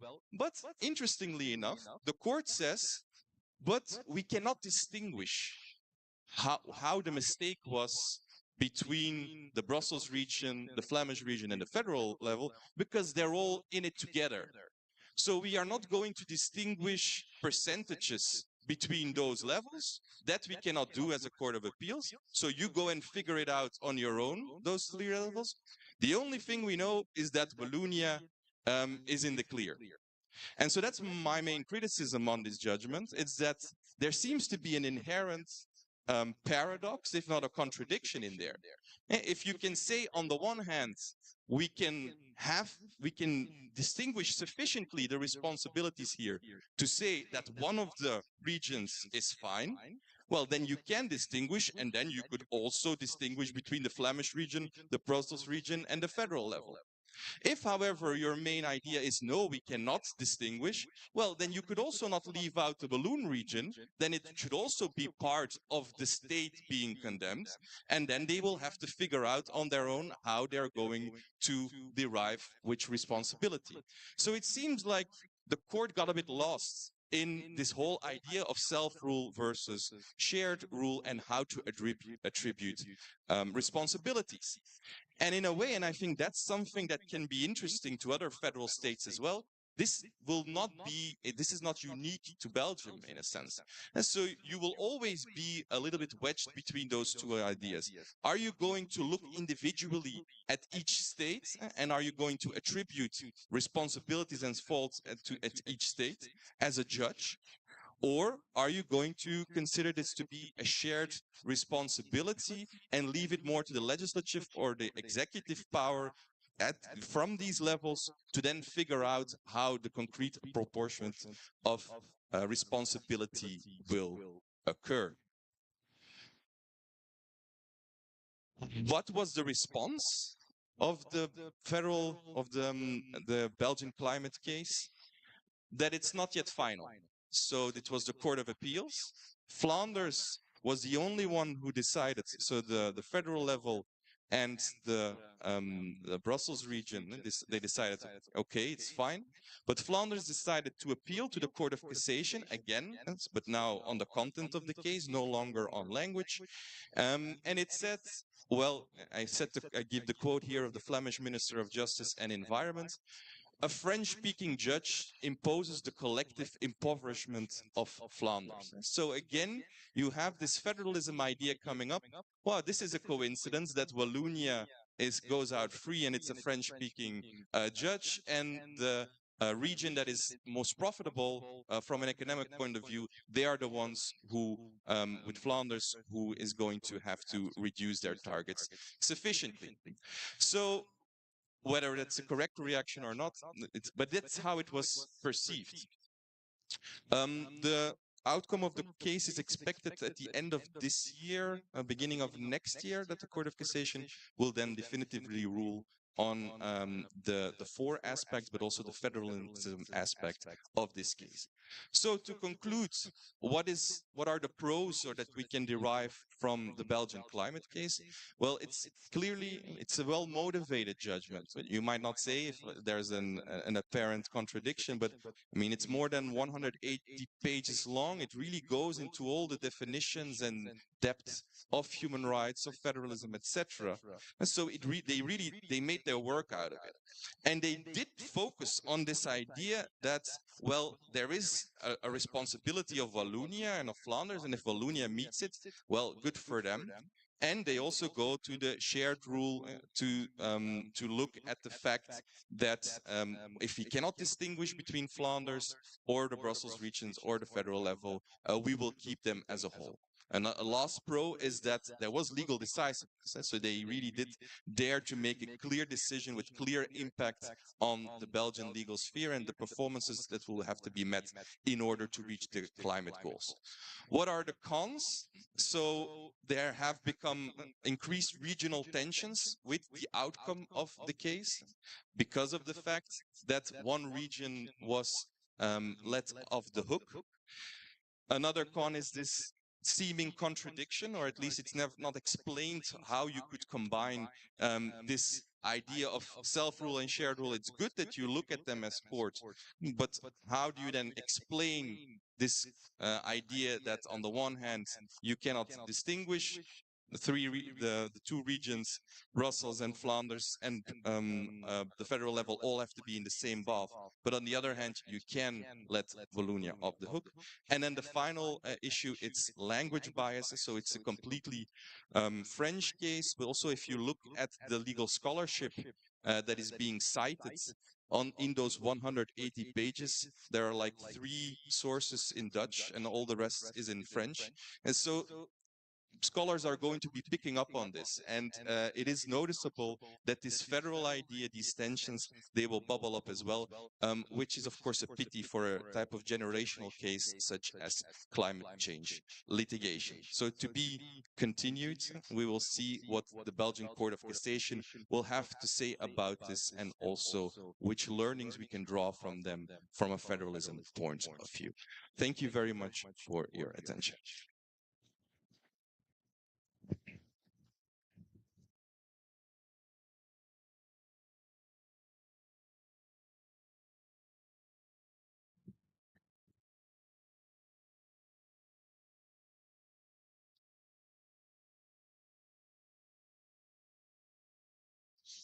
Thank you very much.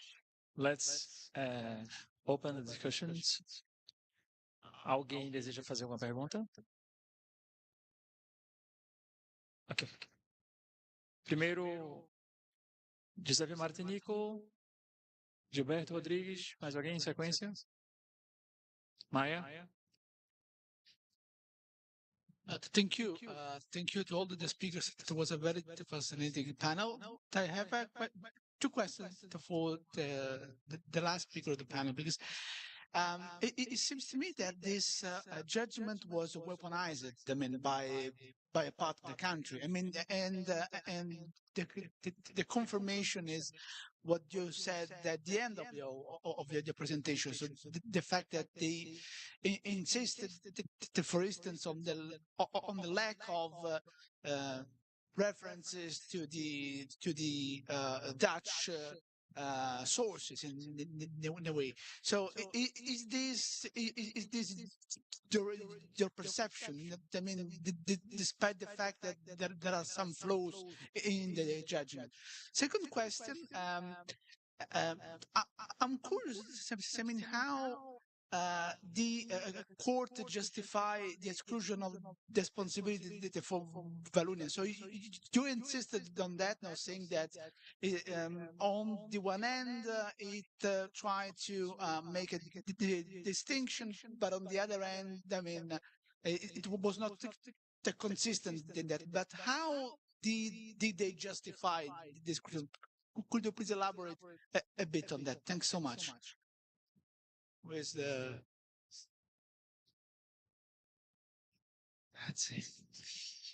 Boa tarde a todas e todos. E queria fazer uma pergunta para o Diego Martim sobre o projeto bilateral França e província de Santa Fé.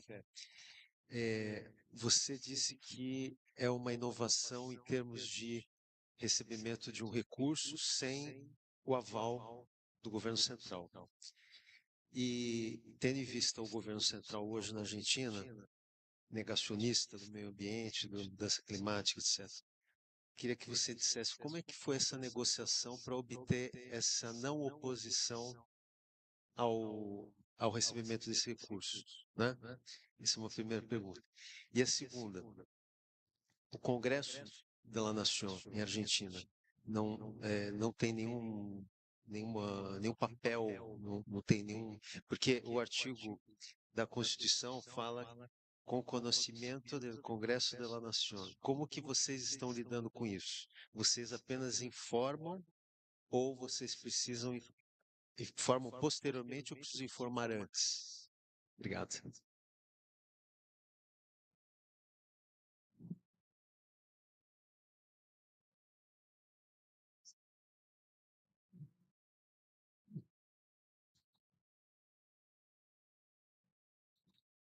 Thank you.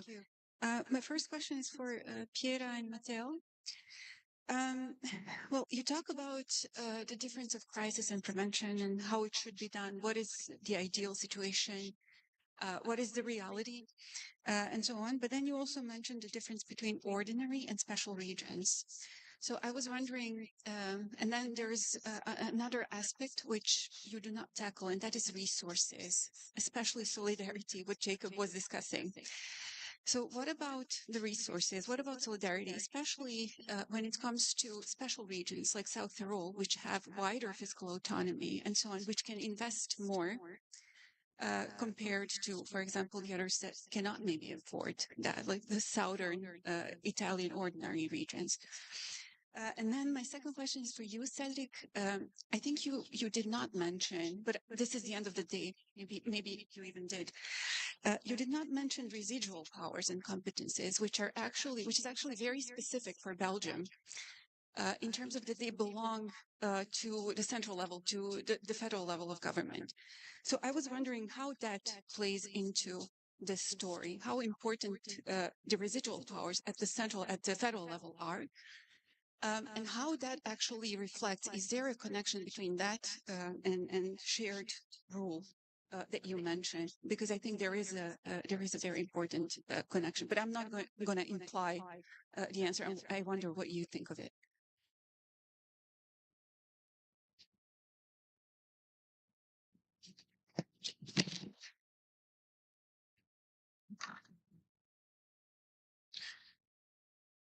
Eu tenho uma pergunta também para a Cedric. Como falar sobre federalismo climático numa Bélgica onde o federalismo ele é dual e onde as cláusulas não existem, talvez, como em outros países onde você tem um federalismo cooperativo, cláusulas de homogeneidade que poderiam sugerir um mínimo de proteção entre todos os que integram a federação.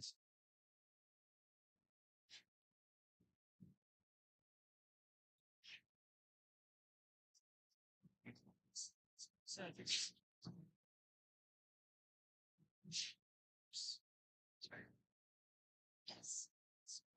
Yeah, because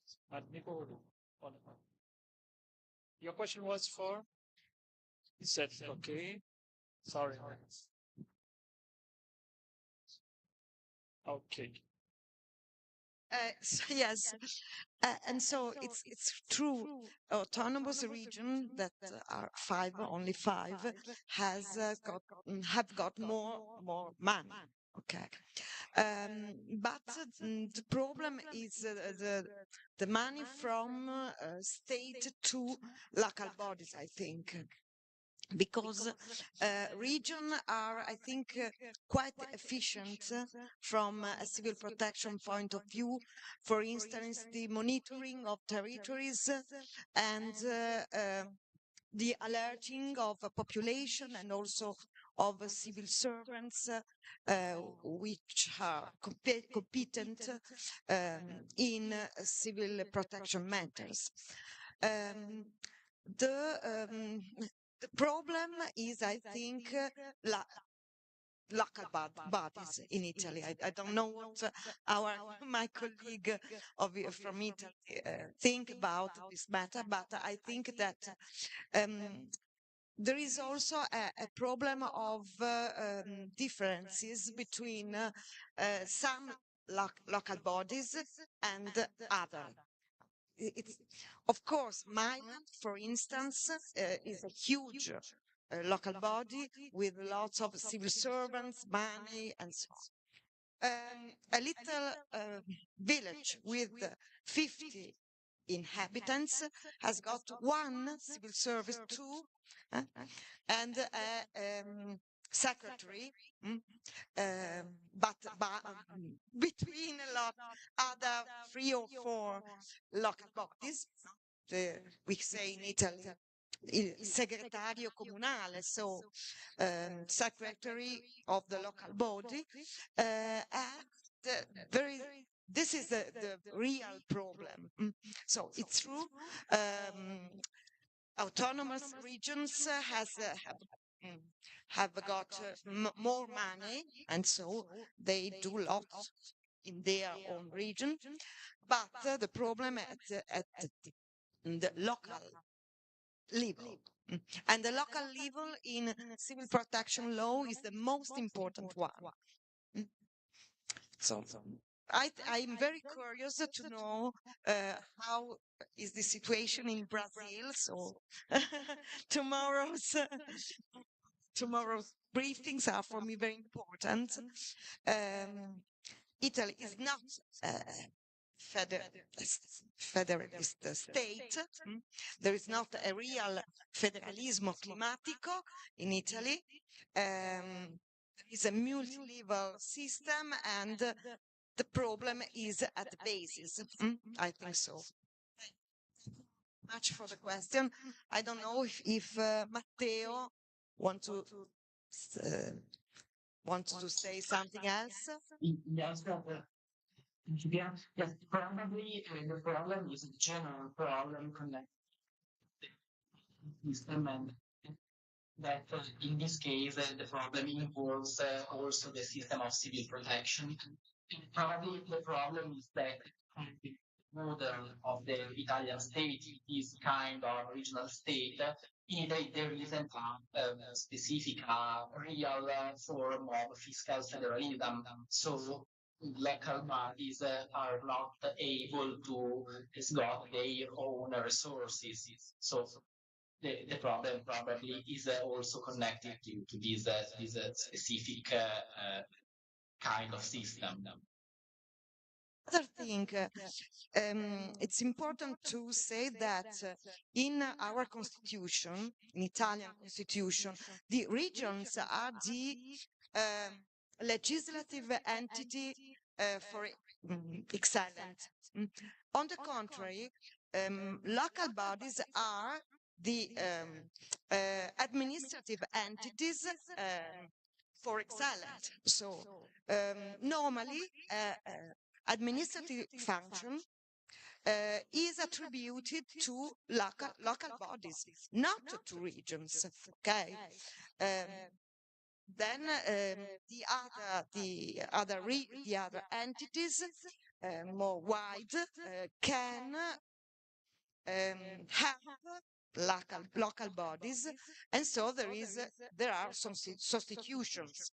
Okay, but according to our Constitution, Article 118, the administrative entities are normally local bodies. So perhaps there is a contradiction, I think, between the fact that the administrative, the provision according which the powers, the administrative powers, are attributed to local bodies, and the problem of the financial problem. That is the core problem in Italy nowadays, also for university. So, thank you very much.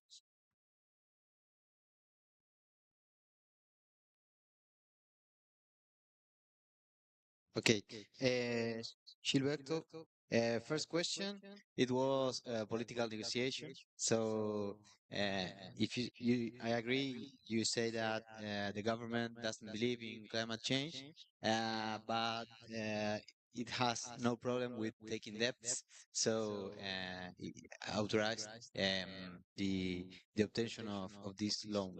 I don't know the details, but the governor himself negotiated with the Ministry of Economy. Yes. And the second question about the Congress, yes, that article says that provinces have to inform the activities, but do not require necessarily express authorization, in this case, to access or to take the loan. Yes. Yes.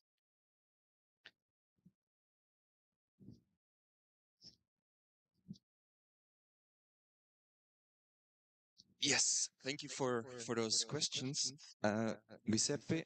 The first one, so whether the judgment has been weaponized, I would say for sure, and probably even from the beginning.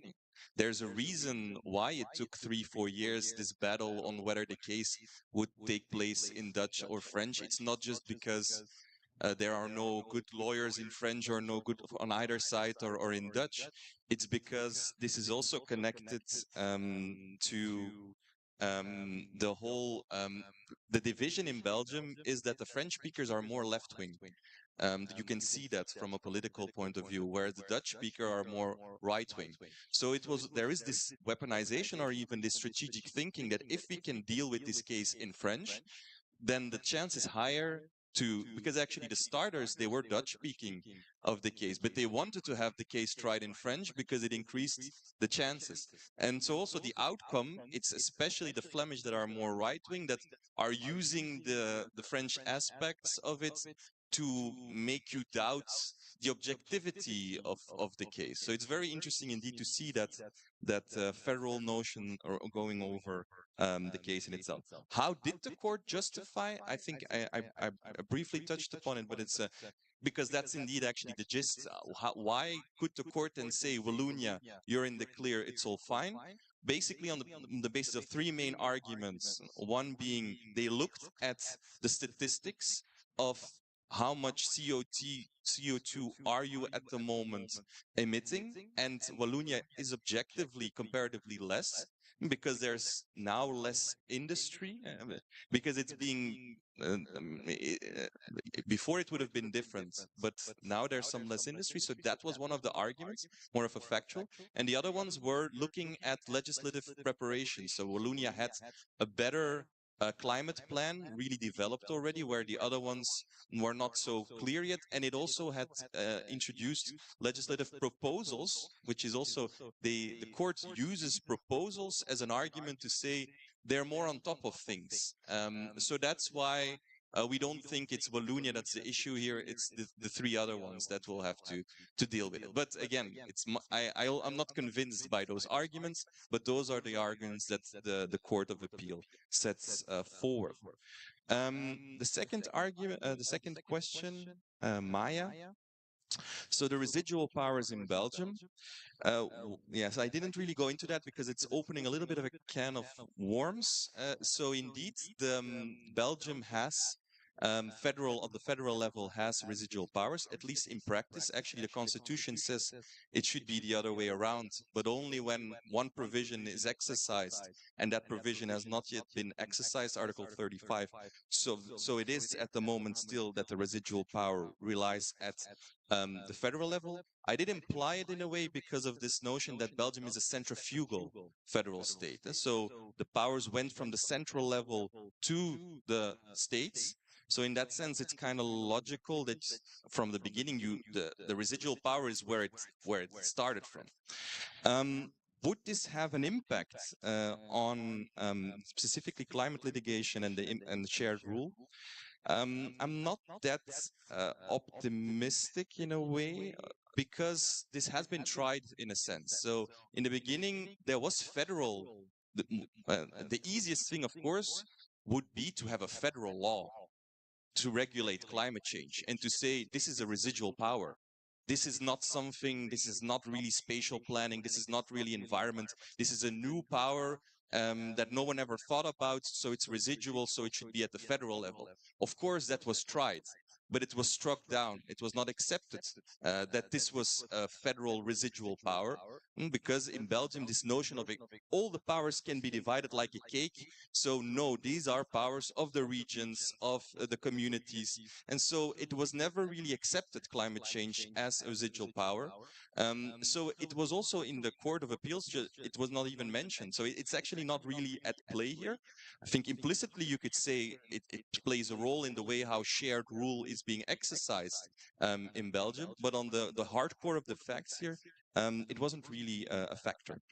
And then the final question from Marcella, I think it's a very good point. Definitely when we're going to try to build on this example, and that's what we're trying to do in a comparative research.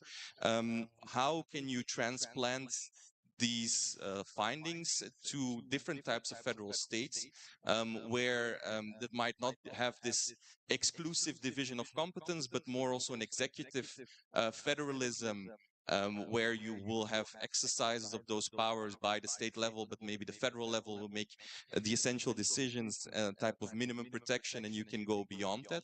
I think that would definitely have an impact because in Belgium, it's you divide everything. Everything has to be divided up. So if one state or doesn't do it, it doesn't happen. It's your responsibility to begin with and to end. If you are in a state, a federal state with more of a executive federal, you have more shared responsibility. Maybe the state level should have done it, but maybe also the federal level could have done it. So it will always be more shared than what we had in Belgium. But still, I think similar issues could arise. Still, you could say, like in tort law, you have part liability, and then you could still ask yourself the question, should this state have done more? Or can we say this state has done sufficiently, like the Court of Appeal did in Belgium, and we're not even going to look at them anymore? Or is everyone in the same bath, and does everyone have to come together and solve the issue? So I think it has a definite impact, the type of federal state you are, but I do believe as well that these same type of issues would arise in any federal state where you will start seeing more and more climate litigation. Thank you.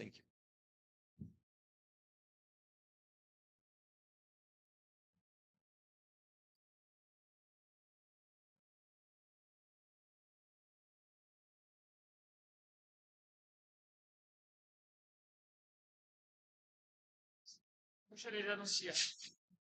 Se mais nenhuma outra pergunta houver, então eu gostaria de anunciar o encerramento desta sessão de hoje, agradecendo a todos os participantes, e amanhã retornaremos às 9 horas, em ponto, pontualmente às 9, tentaremos. Vamos marcar de 8h30. Acho que é melhor, né? 8h30, pessoal, às 8h30, para retomarmos a discussão sobre federalismo climático no Brasil. Obrigado, até amanhã. Obrigado a todos.